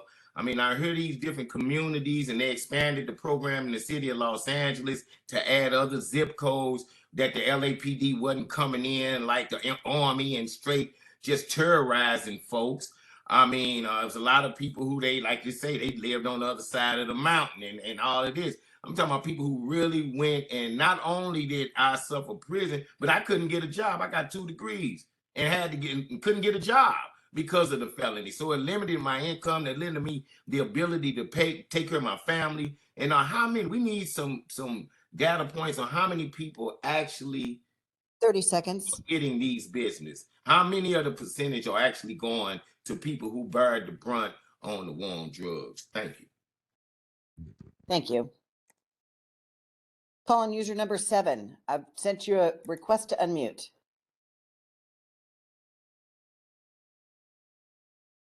Calling user number 7. There you go. Go ahead. Hi, can you hear me? Now we can, yes. Go ahead. Yay, I did it. Okay. Once again, Okay. So Now we can't hear you. Can you hear me now? Yes, that's better. Okay. So my name is Diana Esmeralda from the city of Adelanto. I'm a resident here. I love data and I like collecting data, and I used to do it for Trader Joe's company when I worked in their human resources department. So I feel like there's a lot of data that is going to go missing, nuanced data, things that you might need, information, if we just focus on the actual applicants right now that are like in the system. They're very important and they need to have their licensing. I think that social equity should just get those licenses, you know, their provisionals or whatever they need. They should be first in line everywhere, at the city, at the state. But what I'm also going to say is that there's not been much of a discussion on the people who can't even get into these application processes, right? So you have to have your local license to get your state license. And if your local municipality has a social equity program like mine does, but that it hasn't even done anything with it for like 2 years, they haven't opened anything. They don't have any of the meetings. So the data won't make sense because the data that you've collected isn't like the whole picture. So my idea is to have intentional contact with local jurisdictions that don't have cannabis programs. Sam De La Paz, I've just sent you a request to unmute.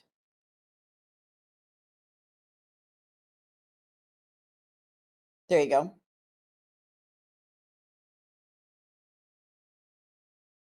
Go ahead, Sam. Hello, can you hear me okay? Sorry about Yes. that. No problem. Yeah, hello. My name is Sam De La Paz, managing partner of Greenwave Consulting and VP of Hessel Farmers Grange, located in Sonoma County, California. But I work very closely with the Origins Council and the California State Grange, and really support several equity operators in the aggregation of necessary data. To me, points of data really need to be followed from the establishment of business, if possible, where the financing is coming from to establish those businesses, how ownership is being presented. And honestly, I would be very hesitant to leave this type of reporting to filter through local jurisdictions explicitly. I would make sure that it's a state sanctioned thing. I also agree with one of the previous operators that's a farmer on just the timing of requests for specific cultivation social equity applicants. I really just think that, you know, the way that we've structured social equity as a bolt-on program has created such an issue with failure rates, setting social equity operators up to go out and get licenses because they qualify, but not giving them the tools to succeed or the access to capital is a major, major, major issue. And the local control issues are something I think is data that should be followed. I also want to mention, I was really upset to see Janine Coleman cut off earlier. I know that she was setting up for a specific topic, but that's, to me, unacceptable to not give someone time to finish. But I just think that those are points of data that are really important, as well as the success and survival rates of these equity businesses. I think this is very important to the landscape and the overall success of any social equity program. Thank you. Thank you. Call-in user number 12. I've sent you a request to unmute.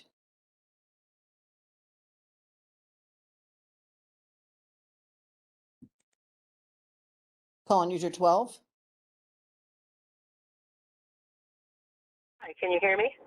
Yes, we can. Thank you. Hi, my name is Yvette McDowell, and I'm an attorney.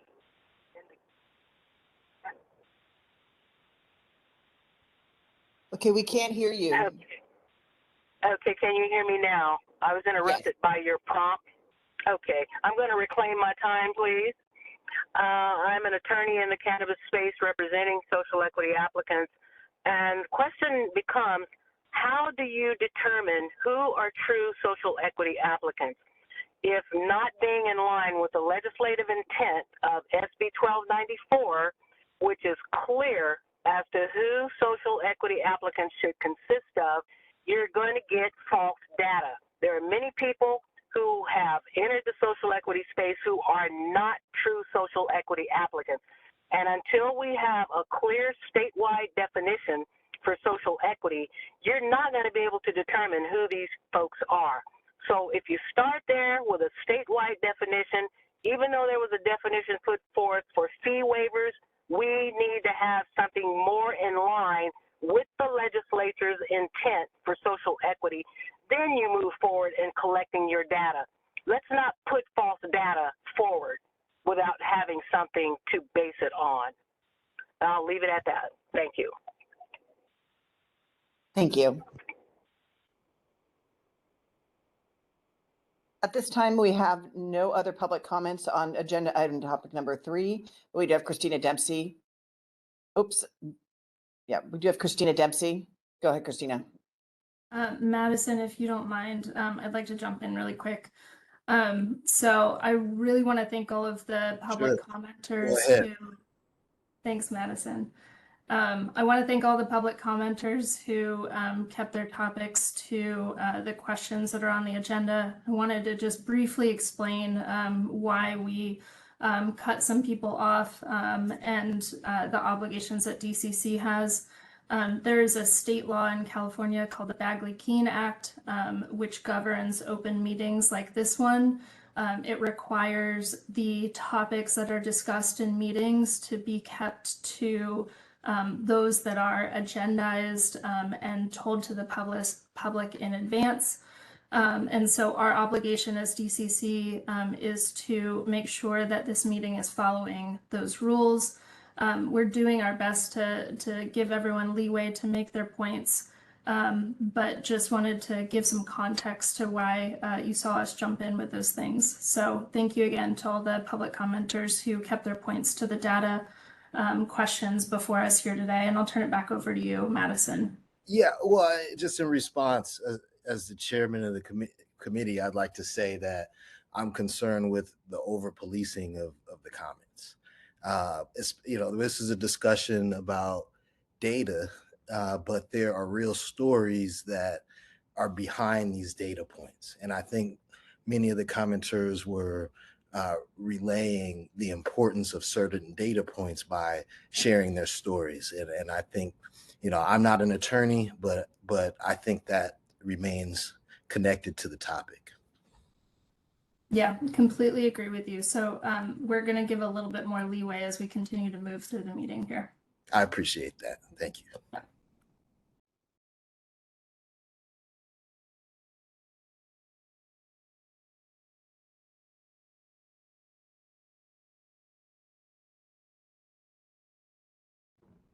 Are we still on public comment, or has public comment concluded? Yes, I'm sorry. Yes, public comment has concluded. Okay.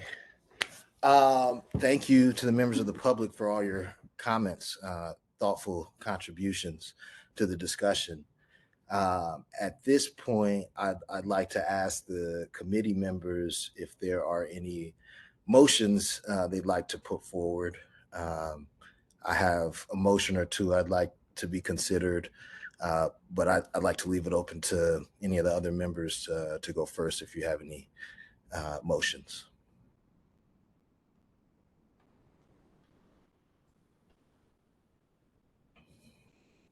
I'll yield to you, Chairman Shockley.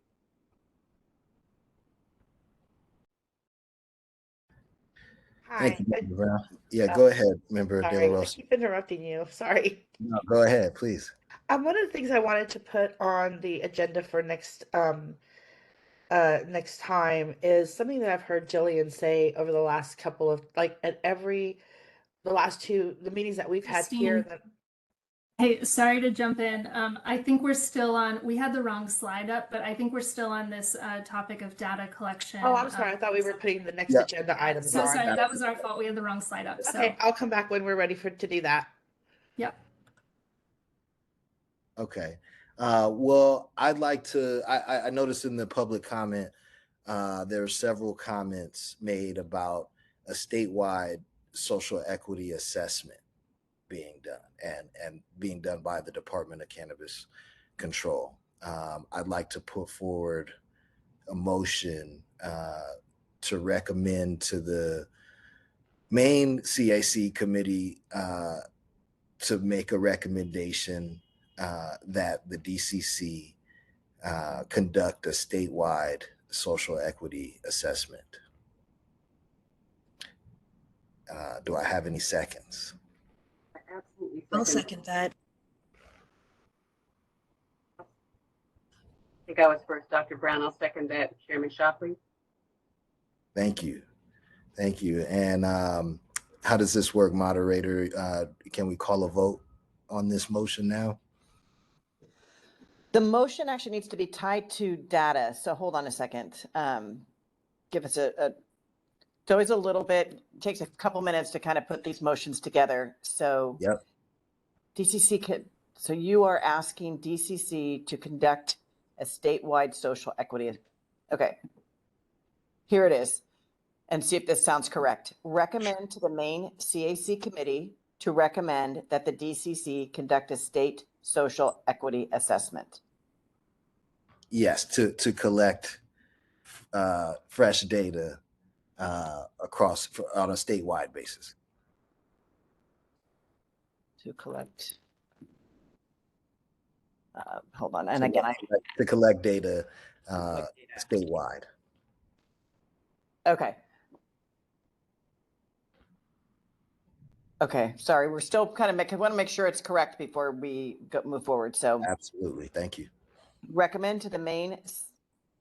You know what? I'm gonna let them. They're typing as fast as they can. Yep. Take your time. Take your time. I think we got it. It's in bold now. So hold on. Recommend to the main. Recommend that DCC conduct.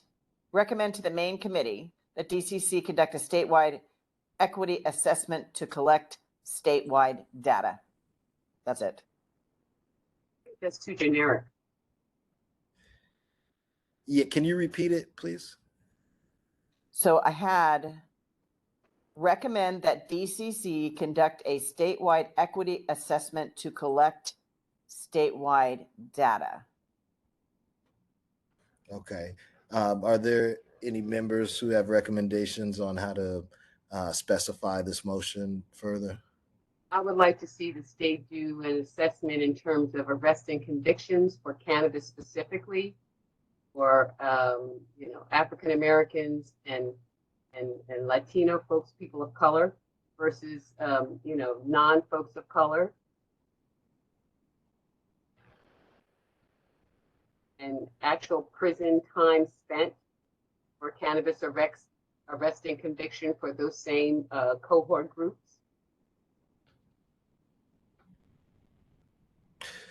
So you know what I'm thinking? I think there is a number of specific criteria that we could add, and I'm wondering if we should spend more time on developing those criteria to either include them in this motion or maybe do a separate motion that goes deeper into that. Are there any thoughts on that? I think that's definitely the best way to go, because I think we're going to be shortchanging ourselves if we don't ask all of the pertinent questions. And the breadth and scope of it needs to be comprehensive, not just for a few data points, but it needs to be. I would like to see a comprehensive report involving social equity and many impacts of that community. Yes, that's a great point, because I think there's a number of folks interested in how that data, what data is looked at in terms of that assessment, and it's very critical to developing the right social equity definition.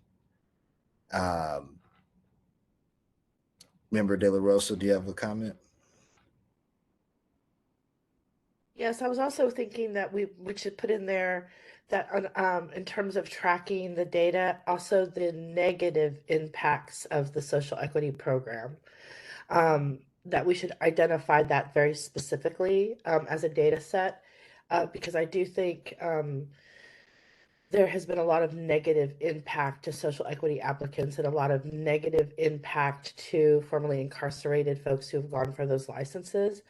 And so I think we really also have to look at that so that we have a juxtaposition of here's what went well, here's what went terribly wrong, and here are the places in which we can make adjustments to not repurpose harm to these communities that have been affected by the war on drugs. We have to decide now with that, what we're asking for? Can we put forth more? I just feel as though we're doing ourselves a disservice to ask for something that, requires more thought. Do you want to maybe put it on the agenda item for next, can we do that, Chairman Shockley? Can we add this to because I agree with Dr. Brown, we need some time to really think about how that might look. Yeah, absolutely. And I think we should continue it. My intention is to hold at least 2 social equity subcommittees in between each general advisory committee meeting. But I know there's a meeting in the next few days. Next week. And so what I like to do maybe, and if the committee's comfortable with it, put forward this recommendation to that there be a social equity assessment by the state. And then in our following meeting, we can come up with additional recommendations that specify what that should consist of. Yes. I think we have the opportunity to continue honing in on that.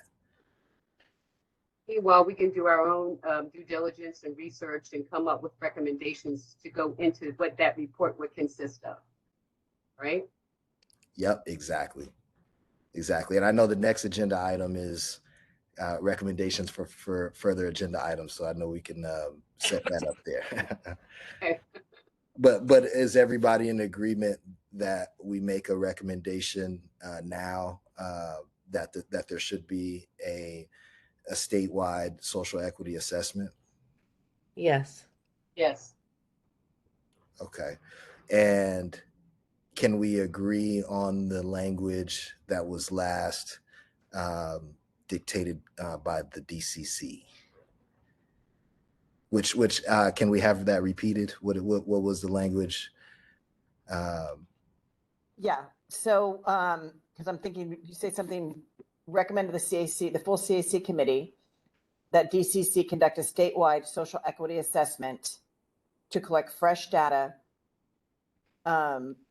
points to be determined at the next subcommittee or the next subcommittee meeting? No, I would say to collect data statewide and just leave it there. And then we'll in our next committee meeting, we'll agendize those details, and then we'll make further recommendations at the next meeting.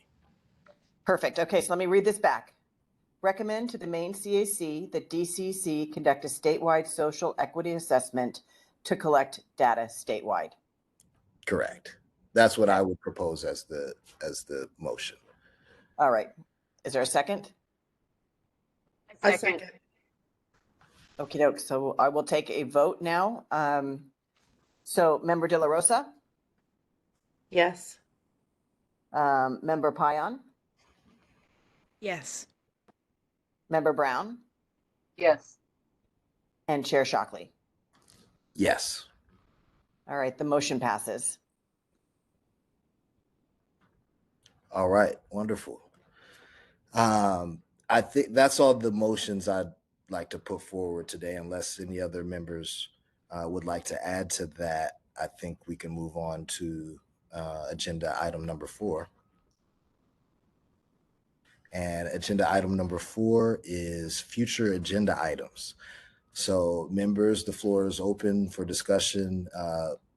Any future agenda items we'd like to see. If I could go. Yes. Is that okay? Okay. So I was saying before that I've really heard Jillian on every one of these calls talking about Long Beach. And then there was another person today, I'm sorry I missed the name, that was talking about something like 14 million and 7 million went to the state and went to the city and all that stuff. So I think we need to put on the agenda item some recommendations that we can put forth to the DCC about how we're getting the reporting for the grants that are coming out. And there is the Cannabis Equity Grants Program for local jurisdictions annual report to the legislator that came out in July of 2022. If y'all don't know about it, I highly recommend that you go and read it. That way, if we put this on the agenda for next time, we can talk about where there might be some gaps where we can actually figure out. There is some oversight, but I think the oversight by both the DCC and GoBiz that handles the grants is not as robust as we need it to be to make sure that, you know, cities are not misusing the funds for like things that when you go look at when you go read the report, there's so much gray area in what they have to report. And a lot of times they leave stuff out, like they don't report on their social equity applicants. They don't show the use of funds.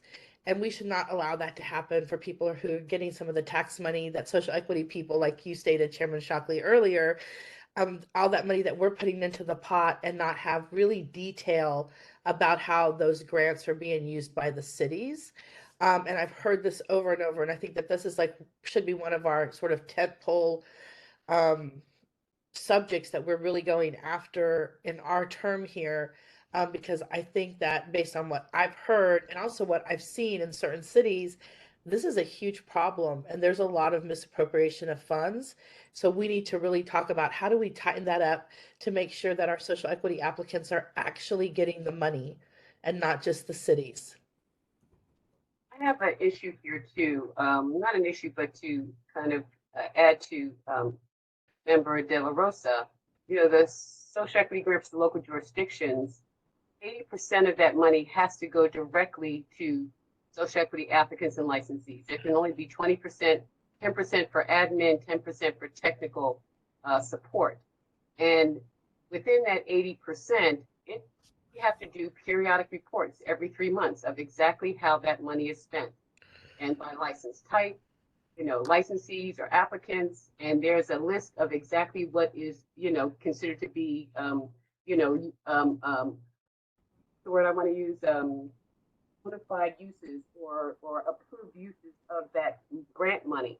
And so the jurisdictions have to report that. Now, whether the state is reporting that correctly in their report is two different things. And I don't know if, I guess to your point, if there's a disconnect between what the city is reporting and how the state is looking at that. And, you know, if there's any checks and balances, I think that's what needs to be investigated. But the reporting is there. That's what I'm trying to communicate to people. The periodic report is very robust, it's very detailed. Now, whether or not the cities are being honest about it is something different. And, you know, what is the check and balance to make sure that, you know, that is happening is something different. But the reporting is there. And so I think maybe there's that, you know, disconnect that needs to be addressed on whether or not they're spending the money as they are reporting they're spending the money. So I'm hearing that we should have a discussion maybe about accountability for funds for local state accountability for the local administration of funds. I think so. I know in Los Angeles, we are very serious about our reporting and we abide by the rules and regs to the letter. And maybe that's because we have such a, you know, such a scale. You know, we have 1,941 verified social equity applicants. And so we are very serious about our reporting. And, you know, it would be interesting to see how other cities are doing that. Great. Wonderful. Okay, this is definitely noted for future agenda items. I'm very concerned when I hear applicants and licensees talk about, you know, they didn't get the money that they were promised or what's in the grant. I don't know how cities are able to do that, to be honest. I mean, they have to give 80% directly to social equity applicants. Dr. That's part Brown, of the grant agreement. Member Dr. Brown, how do you happen to know how the state verifies that other than the reports that y'all send in? That's the point. I don't. I mean, I don't know, to be honest. You know, I don't know that mechanism of how they actually, you know, go about, you know, proving that.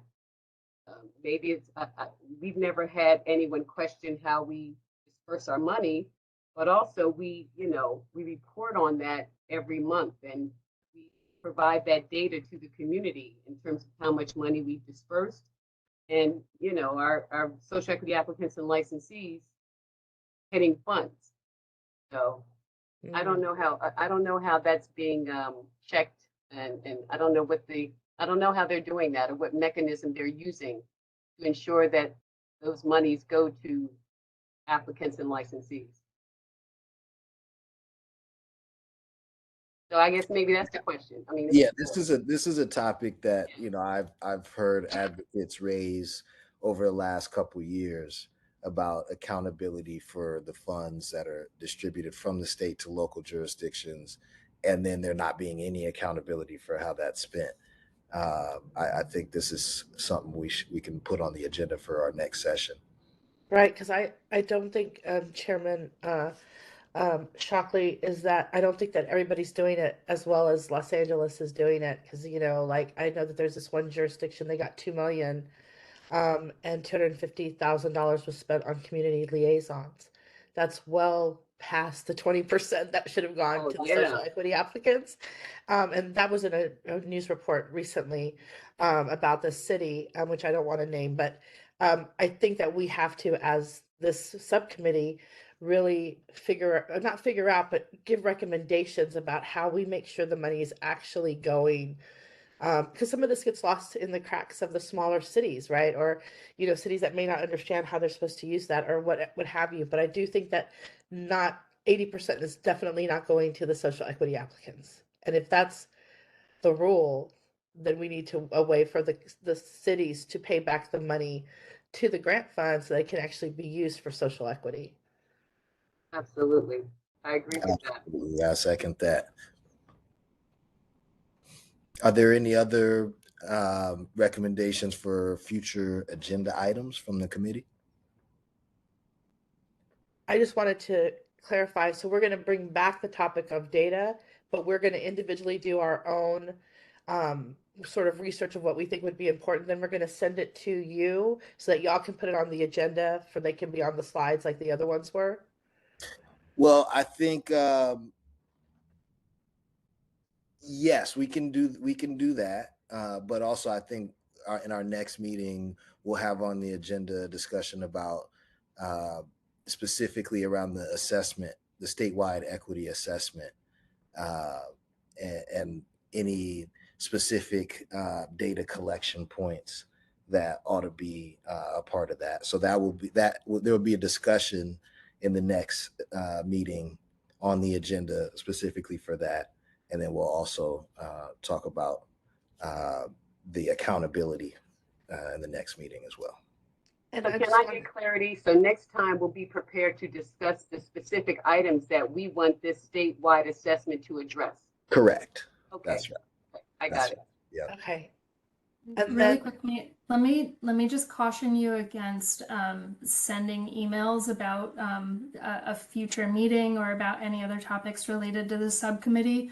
The Bagley-Keene Open Meetings Act requires that any conversations among the subcommittee are part of a public meeting. So if you start an email chain with each other, or if you're sending emails to one person who then sends emails to another, it can really quickly become a violation of those open meetings. So my suggestion is to use this time to talk about what topics you want to bring to that next meeting. We'll work with Madison to get those topics on the agenda. And then just to come prepared in that next meeting to have that discussion as a group. For clarification, Christina, I wasn't asking if we should talk amongst ourselves. I was saying that I want to send in, I can send it directly to you and not send it to Chairman Shockley, what the agenda item is. So if I'm like going to say, we should talk about, like Dr. Brown had several things that she's like, we need to talk about this. I wanted to show on the screen here like we did the previous one so that we can go through and get public comment on the things that we think should be data based on what the public comment people said and what we've done our own research. So not at all speaking to them offline, but making sure that that's on the agenda that you post publicly on the website and that we have here. So that if Dr. Brown says, we want to track this data item, then we're going to talk about that data item. And it might be a longer meeting, but we want to make sure that we capture as much of what we think we need to send to the DCC for that assessment. So that's what I was talking about, not talking amongst ourselves offline. Gotcha. I would encourage you to have that sort of brainstorm of what those items might be as much as possible in this meeting. We're not going And to be then if able to there's do anything that. else, Dr. Brown already asked for time to do that. So we're I'm not not going to prepared do to that. do We want that. to go back and do our own research and think Gotcha. about what we want to do. So I Exactly. don't feel comfortable doing that on this meeting, but Chairman Shockley and Dr. Brown, if you are, feel free, but I need to go and do some more research myself. I don't feel comfortable because I'm not prepared. I want to be intelligent when I make recommendations. I need to do my own due diligence and more research, and then Is there a way for committee members to recommend to me as the chair what should be on the next agenda besides just this agenda item here for future agenda items in between meetings, right? there are not really good mechanisms for that. I mean, that's why this item is on the meeting, so that there's time in an open meeting for you guys to do that. What about, for example, if, sorry to interrupt, Christina, but it just thought of an idea. Maybe they can make it in public comment, and I can see that in the public comment, the members, like if it's a written public comment, I can see that these were recommended topics, and I can see it there. Is like that doesn't break any rules, right? Because it's public. I'm gonna have to get back to you with some recommendations. I'd like to confer with our legal counsel. I'm very wary of any sort of circumventing of the Bagley-Keene laws. And so our best suggestion would be to use this time, understand that you guys want more time to compile your thoughts. I think, Madison, we've already talked about that the equity subcommittee is intending to meet in both April and in May. So you could even set up the meeting so that April is really like a time to brainstorm, and May is when you're going to formulate more concrete recommendations or something like that, to utilize some meeting time like that. Yeah, that's one. I mean, that's the existing way we have, right? We're just trying to find a more efficient way so that our next meeting can be more productive, rather than a brainstorming session, right? I would really appreciate, Christina, if you could check in with your legal team to see if there's another way, because I'm feeling really pressured to come up with stuff that I might not have right now, just because I don't want to do, I don't want to Google while everybody's on the call. I don't want to be, trying to figure out what the things are in this time.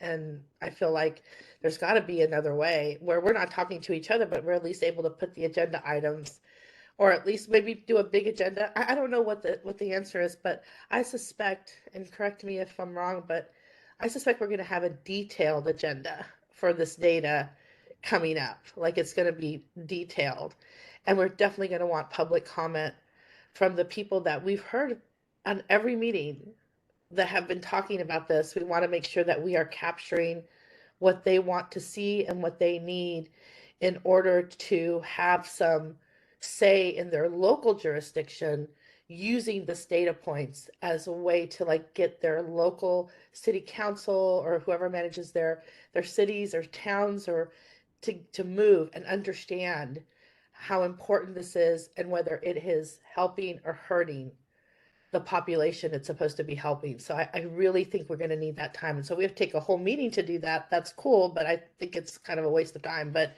I mean, that's the only way to do it. But if you could check in with the legal and see if there's another way that would be more efficient, as Chairman Shockley said. I have a question, Nina. So laws are meant to evolve, right? And so this Bagley-Keene law, what are the possibilities of us doing an amendment to that? I'm always big on having laws forward and evolve with the population. Usually laws are so far behind what's happening in real life. So short of doing any kind of amendment to the Bagley-Keene law, I recommend that we go ahead and do our own due diligence and then have a brainstorming session in April with from the information that we garner on our own, then perhaps make the recommendations, Chairman Shockley, in May. This seems to be our only avenue at this point, since we're not able to, do what we had suggested. You know, I think the point of the Bagley-Keene Act is to keep everything in the public eye, I right? understand. And I not have understand. private. And I think that if members made public comment in writing and submitted it to the committee, that I don't see anything not public about that. So I don't think that's circumventing the Bagley-Keene Act in any way, because it's not circumventing the intention of being public, right? And I think just for efficiency's sake, like to have a whole meeting to come up with the agenda items, and then we have to wait another month. It's that's not efficient. I would rather ask committee members to put in writing and submit them through the public comment. Sorry to interrupt, Chair Shockley. This is Sarah Gardner, Council. Yes, please. To clarify, what you're suggesting would be a violation of the Bagley-Keene. The committee members have been appointed to the committee, and this is the format for discussing those future agenda items. To submit public comment, that would create a serial meeting and would be a violation of Bagley-Keene. Well, there you have it. So even though everybody is in disaster mode and needs help right now, we do not have a way to more quickly and efficiently move as a committee. I just want to clarify that. So the pathway for these discussions is where we are right now with having the future agenda items noticed. And this is to provide the public appropriate advanced knowledge and everything and keep that transparency. So while I appreciate the frustrations with Bagley-Keene, we do need to comply with it. All right. Okay, yeah, I understand this is, I'm gonna have to do some independent research on this myself to see if there's any other avenues, because it's just not practical. And maybe the writers of the Bagley-Keene Act didn't think of this when they wrote it, but it's just not practical to make a detailed agenda moments after hearing public comment, moments after having a discussion, without referencing notes, without taking the proper diligence to craft that agenda. It's just not practical. Let me absolutely understand the frustration. And Chair Shockley, if you'd like to discuss offline with me directly, I'd be happy to meet with you and we could discuss some of that, the Bagley-Keene parameters. That might be easier. I'd appreciate that. Yeah. And sorry we're having this discussion here like this. Yeah, it is frustrating. Let me clarify one thing as well.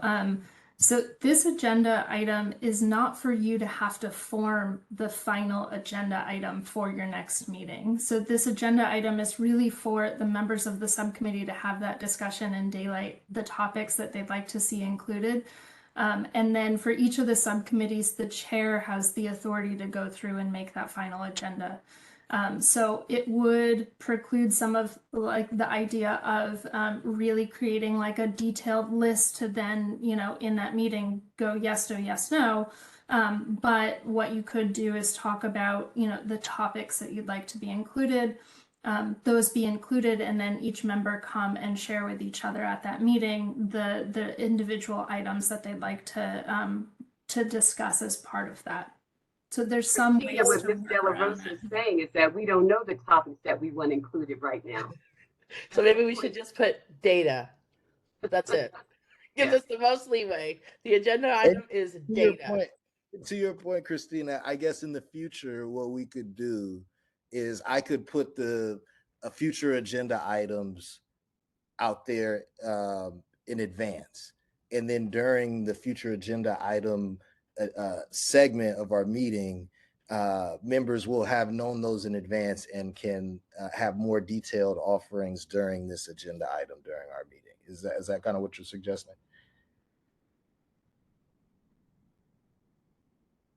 I don't think I'm following exactly what you're saying, but are you thinking that as part of the agenda for a meeting where you have the discussion about future agenda items that you might want to give a couple of topics so that then there's a more in-depth discussion about those?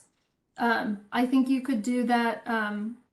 You really don't have to like really specify in this particular meeting what those future agenda items are. That can be part of like what then goes on to onto the the problem agenda by is, the this chair. is the only place where other committee members can tell me what they want on there. That's the problem. I know I can, after this meeting, I create the agenda, but if there's no way after this meeting for the other members to make recommendations towards that agenda, then it's still up to what's in my head. So that's what we're trying to get around. I think, for future meetings, I'll try to come up with the agenda for the rest of the year, and then in our next meeting, when we have future agenda items come up, members can be prepared and say, for this item that you have on the agenda, I'd like it to be more detailed to include X, Y, and Z. And we can use this time in the future to detail out those agendas for future meetings. Chair Shockley, if I may. Yes, please. One thing I'd like to ask for when we are formulating these, I'd love to hear from the DCC about the data that's captured and when they're capturing it, to give us an idea of what they're working with right now. I think that would be a great way to start the foundation. Not necessarily reinventing the wheel, but modifying it as we see fit to better fit the circumstances that we're working with. Yes, excellent suggestion, what they're already capable of. And I guess one more quick question to the DCC. Are other members of the committee able to attend our meetings when we set the agenda?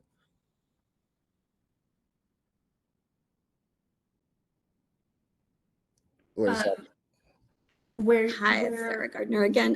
When you're holding the subcommittee meeting, no, other members cannot, because it violates Bagley-Keene, which is why you have certain people appointed. I know, very frustrating all over the place. Okay. I'm All with right. you, but yeah. Yeah, I would love to meet with you later, Sarah, and talk Be so happy I have to. a better understanding of the parameters. Sounds good. Okay, thank you.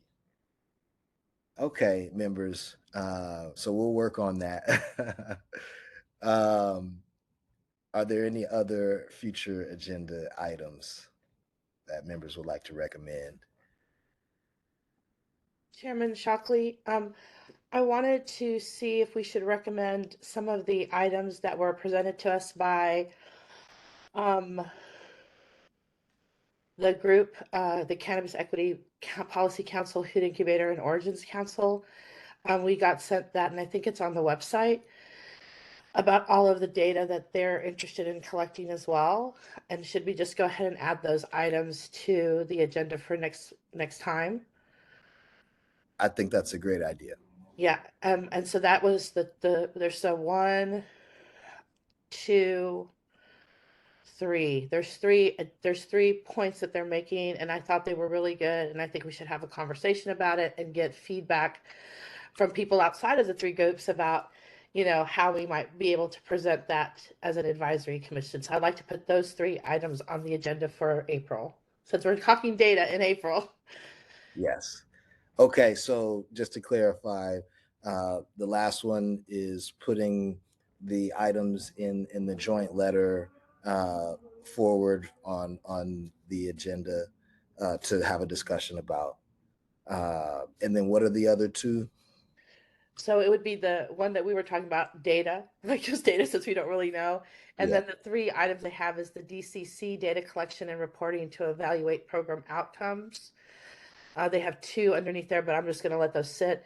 They have the DCC data collection and qualifying geographic criteria for social equity. And I think we kind of had we had a couple of people today, but a lot of people, the last one we did, talking about how they're either qualifying, not qualifying. So I think that's a really good one. And then the DCC statewide cannabis social equity assessment. That's the 3rd one. And that is public, so anybody can read that. It's on the website. Then we can just have a discussion about how we recommend those, because I thought they were great recommendations. Got it. Wonderful. I've got those 3 items. I'm in agreement with having them on the next agenda, and I think the committee is as well. And then we'll just have it all data all day in April. Right. Hey. That's right. Let's crunch the data. Is it limited to, does it have to be only data related, our future agenda topic for April? No, no. I'd like to recommend another topic for discussion for April. Please. I want to talk about access to banking. I think that is a topic that I hear so much about, and equity entrepreneurs are, that is such a barrier, that is such a stumbling block, and we have to address that. And so I would really be interested to hear public comment on it. So access to banking for equity entrepreneurs, just access to banking for the cannabis industry in California. Committee Member Brown, I do want to remind us that last meeting, what we did was we identified specific areas that we want the committee to focus on over the course of the year, like what our priorities are, and that falls directly under the social equity subsidies issue that we want to discuss. Okay. I'm thinking it may be better to put it in the following meeting so we can finish. It's hard to. There's a limited number of things we can address in each meeting, so maybe we put that in the following one. I would love to. That's fine. I agree, Chairman Shockley. Thank you. That works better. Okay, wonderful. All right. Any other recommendations, committee? Okay. Well, if there's no others, we'll go ahead and adjourn the meeting. I want to thank the members of the committee for your time, and also the members of the public and the DCC and legal Sorry, staff. 1 second. We have to take public comment on this agenda item. Oh, don't let me adjourn it. Okay, let's take public comment on future agenda items. Yes. Let's hear from the public what future agenda items you all would like to hear. All righty, everybody. We are now taking public comment on agenda item number 4. If you'd like to make a comment on this agenda item, please raise your hand by clicking the hand icon next to your name, or press *3 if you've called into the meeting. We are displaying those instructions for your convenience. You will have 2 minutes to speak on this topic with a 30-second warning, and when your time is up, you will be muted, and we will move on to the next request for comment. Each member of the public will have 1 opportunity to speak on this agenda item. So with no further ado, Ross Gordon, I have sent you a request to unmute. Ross Gordon with Origins Council. Really appreciate the discussion today. Just wanted to briefly recommend that at some point the committee consider agendizing a conversation on the definition of social equity and potential changes to the state definition. I think maybe a couple people have mentioned that in public comment, and I think a lot of the other conversations we're having also in some ways relate to what the definition of social equity is. Thanks. Thank you. Margro Advisors just sent you a request to unmute. Margro, there you go. I'm sorry, can you hear me now? Yes, thank you. Great, thanks. For future meetings, I'd like to note that the rules do require everyone be provided the same amount of time for public comment, and that in some meetings, a countdown clock is actually used to inform members of the public and provide clarity on what time they have remaining. So that's something for the committee to consider. I think it would help with this process. With regard to future agenda items, we would like to see a review of the state social equity eligibility requirements. We believe that local jurisdictions do have more visibility into who were most affected and victimized by the war on drugs in their communities, and that local equity recipients should be considered equity licensees by the state. In fact, we believe the state criteria should be an additional path to eligibility for those who are not participants in a local equity program or in a jurisdiction that actually doesn't have an active social equity program. I'd also like to remind members of the public that we need to keep in mind there were a variety of victimization done by the war on drugs. It does not serve the community to compare levels of victimization. We need to support all victims, those of military raids and those of overzealous policing programs, which dehumanize so many individuals and their families. We need to work together and continue to support each other. Thank you very much for your time. Thank you. Alicia Bird, I've sent you a request to unmute. Thank you for holding this meeting. Yes, this is Alicia Bird from Oakland, California. I think it's important for the future agenda to consider that grant money given to some cities was allocated to equity applicants and licensees as loans. The state of California gave cities free grant money. Cities like Oakland, California took some of that money and turned it into predatory loans. You have Oakland equity applicants who are struggling to pay back loans. This is impacting us and creating war on drugs 2.0. All loans that come from the free money from the state should be forgivable. There should be consideration of whether that is even legal to take grant money from GoBiz and then turn it into a loan and put people in default and have the first loan payment due in 30 days. Does this sound equitable? I would say no. So this needs to be a future agenda item. Does that make sense to take free money that's supposed to go to 30 people seconds. hard by the war of drugs as a loan and then put those same people in default? Thank you. Thank you. Call-in user number 7. I've just sent you a request to unmute. Call-in user number 7.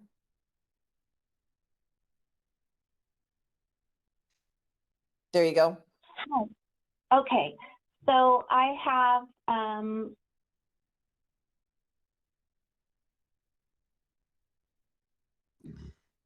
Call-in user number 7. We've lost you. not repeating the time because the recording just keeps doing that. So I believe that the next meeting we should focus on, part of the meeting should focus on 5 main areas of data collection. So it would be people that don't live in a place that allows for medical or commercial cannabis. Number 2 would be actual social equity applicants, and this is in no particular order. Number 3 would be municipalities that don't allow cannabis. Number 4 would be municipalities that have social equity but haven't started. And number 5 would be municipalities that have social equity programs, just straight up. And then, frame your questions to those certain groups and you will start to receive clearer data points. So that's all I have to say on that. And I also wanted to say that social equity is not representing tribes or tribal equity either, or disability ownership. So there are other social equity applicants that are not even on the radar that need to be put on the radar. That's all. Thank you. Thank you. Colin Jillian, I have just sent you a request to unmute. Okay, so I'm Jillian Xavier. I am the owner of Drake Low Cannabis Testing Lab. And I think for the future, let's talk about ownership for social equity.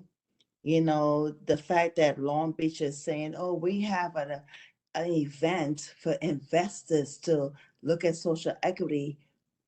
What was the purpose of being social equity? Wasn't it for us to have ownership, for us to be able to create generational wealth, right? This is something that we need to look at. We need to look at the predators. Why are they sending us to investors for?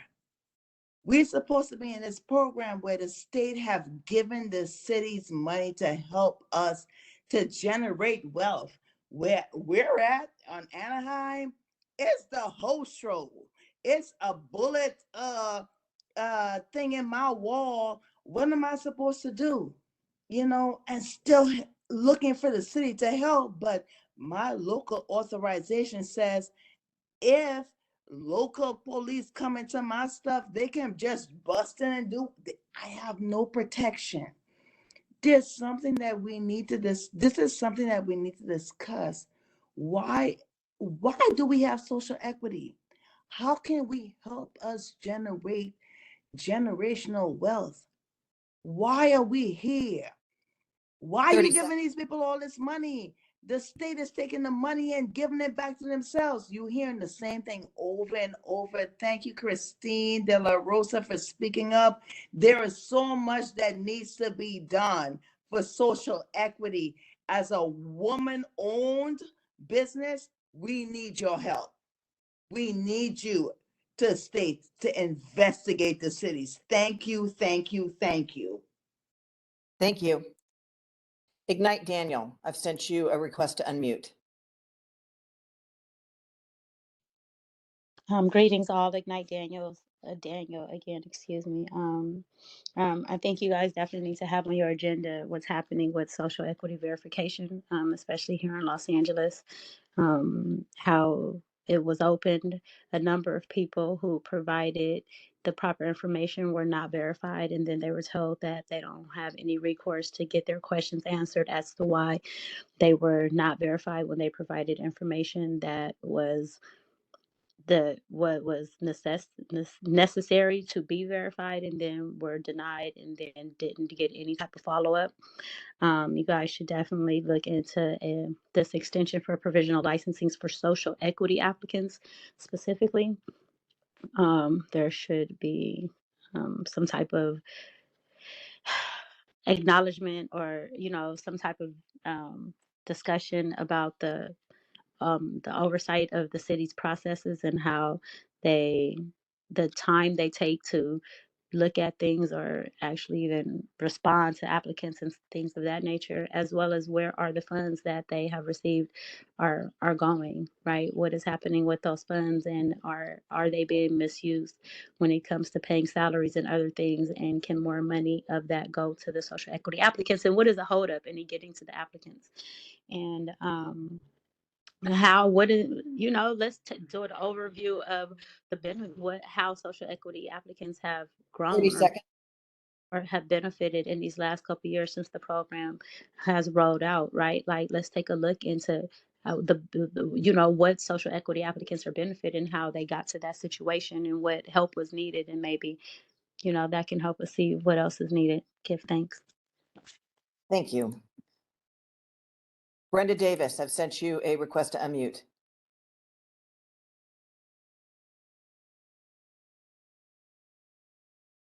Ooh, looks like Brenda dropped off. Anira, I've sent you a request to unmute. Hello, thank you once again for this opportunity and time. I'd like to start by saying I support creating generational wealth as a community goal. I'd like to say that I support extensions for social equity provisional licenses, and I would like to request a municipality equity application fiscal reporting accountability audit as an agenda item. I feel that when you get very concise with exactly what it is, you might be able to move more forward with making it a request to get the information so that the data can be applied and understood to remediate the problems. And I would also like to remind you that the war on drugs is not over. My husband could not be here today because in Mendocino County, we are being prosecuted for 4 pounds. While we were legally licensed in the program, doing our best to comply as the regulations would allow in 2017, going from our collective farm as recognized in the 9.31 program to the Emerald Cup as participants, medically recognized as a collective, working to distribute to medical patients. To believe that the war on drugs is over is erroneous and underserves the community as a whole. And I would like to see equity become synonymous with success. I'd like to see equity applicants move forward as representatives of accomplishment, healing, and promote the betterment of our community, and take away the synonymous nature of victim and of exploitation. Equity applicants do not need to be exploited, and they are not victims. They're survivors. And I would like you to please consider my words for the betterment of our community as a whole, and thank all of the speakers and everything they have brought forward to light. Gratitude and thank you for this opportunity. Thank you. Elizabeth Pyrus, I've sent you a request to unmute.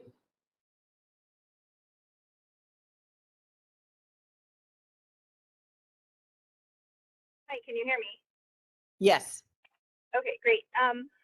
This Lisa Pires, Sanctuary Farms, and I just wanted to reiterate and support the idea of putting agenda items on that would discuss oversight of the county and it sounds like city programs as well that are in charge of dispersing the equity grants. There seems to be a lot of issues with how those applications are reviewed, how the grant money, the funding is, received, what kind of a timely manner or not that they're received by the grant applicants. And it seems to me, I thought it was just us in our county, but it seems to be statewide. And so I think a recommendation to have some DCC oversight and possibly some assistance with the way that those programs are run and what the grant programs look like and how they are conducted within county and city cannabis programs. So thank you very much. Appreciate the discussion. Thank you. Darwin Butler, I've sent you a request to unmute. Yes, good afternoon. Thank you all again. For future agenda items, maybe if we could do something, maybe discuss the delivery service 30-minute rule. Again, that would help the environment so we wouldn't have to burn as much gas. It'd help save time for getting to our customers and maybe possibly the patients. Second thing is maybe we should look at some testing lab fee waivers for social equity applicants, because that is a cost that will begin when you start to thinking of scaling up into manufacturing and doing the edibles and whatnot. You look at the cost of dealing with the testing labs of it. So maybe the state can help with some fee waivers with certain testing labs. And then the CEQA grant fee waiver, the requirement, because that's what's slowing up a lot of us. We get to that CEQA and then they say it's not even supposed to be for social equity applicants. That's what I'm waiting on right now. And then maybe some grants from the state so that we can go to the EDD and hire people, because their compensation, insurance, and workers' comp, that's going to kill me. I don't even think I'm going to be able to hire nobody for the first year or two until I can actually see how much money I'm going to be making. Because right now, going on forecast, that ain't good enough. So I'm going to have to be driving myself. So maybe looking at some grants on how we can be able to hire some people from the EDD. So that's some things that we may need to look at. I'm glad that the city of Los Angeles, I want to commend the DCR and the city of Los Angeles for seemingly banning that green cross, because I've been seeing their advertisements all over the city about that new authorized thing they got. So I want to congratulate Los Angeles for doing that and all the help that I received from both the state and from the city. Okay, I yield my time. Thank you. Thank you. Brenda Davis, glad you're back. Here, sent you a request to unmute. There you go. Thank you. I'm Brenda Davis, and I'm principal in the Brenda Davis Law Group. I worked with the Greater Sacramento Urban League and the NAACP in setting up social equity programs in cities like Sacramento and Modesto. And I think for a future agenda item, we should have a discussion about incubation opportunities, because we've heard from a number of social equity participants that they would benefit from being able to locate in spaces where things like manufacturing or distro or other things are happening, and they can learn firsthand and have that sort of on-site direction and guidance and still be in ownership positions. So I'd like to see that on your future agenda. And I want to thank you for the robust discussion about data collection and how important that is going forward and figuring out what the successes are and the benefits to the local jurisdictions and the state of these well-run equity programs. Thank you. Thank you. Major Dodson, just sent you a request to unmute.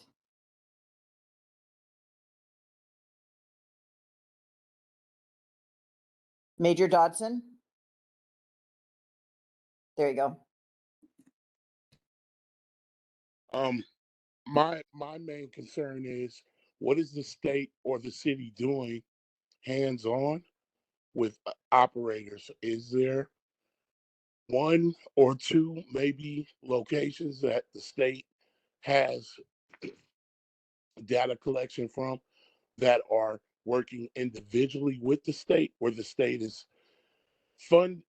setting up funding, providing social equity applicants to work in the location, helping find the location. Now, if that was happening from the ground up, if there was a fund for maybe 20 million, 15 million to set up 4 or 5 locations, pick the applicants to work there, let the applicants hire social equity applicants to work there, and collect data from those 4 or 5 locations, there you would have a substantial amount of data if the city was more hands-on. I don't know how legally something like that could be approached, but that is a suggestion. And I think if there was some way to figure out how the city could provide actual deliveries, actual brick and mortar to the process, because you're making so much money off of taxes, why not? Let's look into that and see how that could be legally possible, where there will be some hands-on, state-operated, state provisional, locations 30 seconds. that will be provided for applicants. Therefore, you would have the data hands-on if there was more of a hands-on approach. Thank you. Thank you. And Heidi Wordhouse, I've just sent you a request to unmute. Thank you very much. I'd like to emphasize or amplify Mr. Darwin, I'm sorry I did not get your last name, his point for equity micro business and delivery services needing to return to their home base within 30 minutes. Many of us who have opted for the micro business and delivery services because we can't afford a brick and mortar. So if it would be possible to collect data from people with equity applicants with delivery service licenses, would it be beneficial maybe to allow only equity licensees to have an extra spot in their delivery location? Maybe it's a garage they rent out or something that can be licensed under their current distribution license, so we don't have to pay for another license, just so that we have someplace to go to within our local delivery area that will satisfy that 30 minutes if we can't remove the 30-minute limit altogether. Secondly, I'd like to ask for CEQA purposes, because this sounds like something more than the northern counties are struggling with. For CEQA purposes, equity applicants, maybe the state could be lead agency to get around the problems we're having with our local municipalities. If the state is lead agency for already completed CEQA documents, that could get these equity applicants through to an annual license faster than probably hoping that the local jurisdictions can handle it.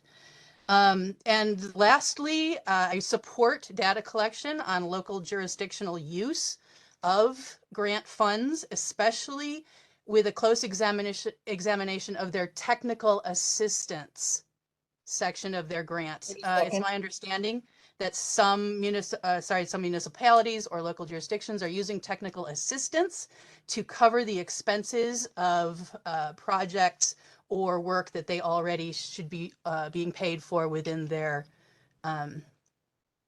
within their funding from their counties or state. Thank you very much for your time. Thank you. Chair Shockley, that was the last comment on this. Would you like to close the meeting? Yes. After thanking all the committee members and the public and DCC and our legal counsel and moderator, everybody for your time today and for your contributions, and that adjourns today's meeting. Thank you.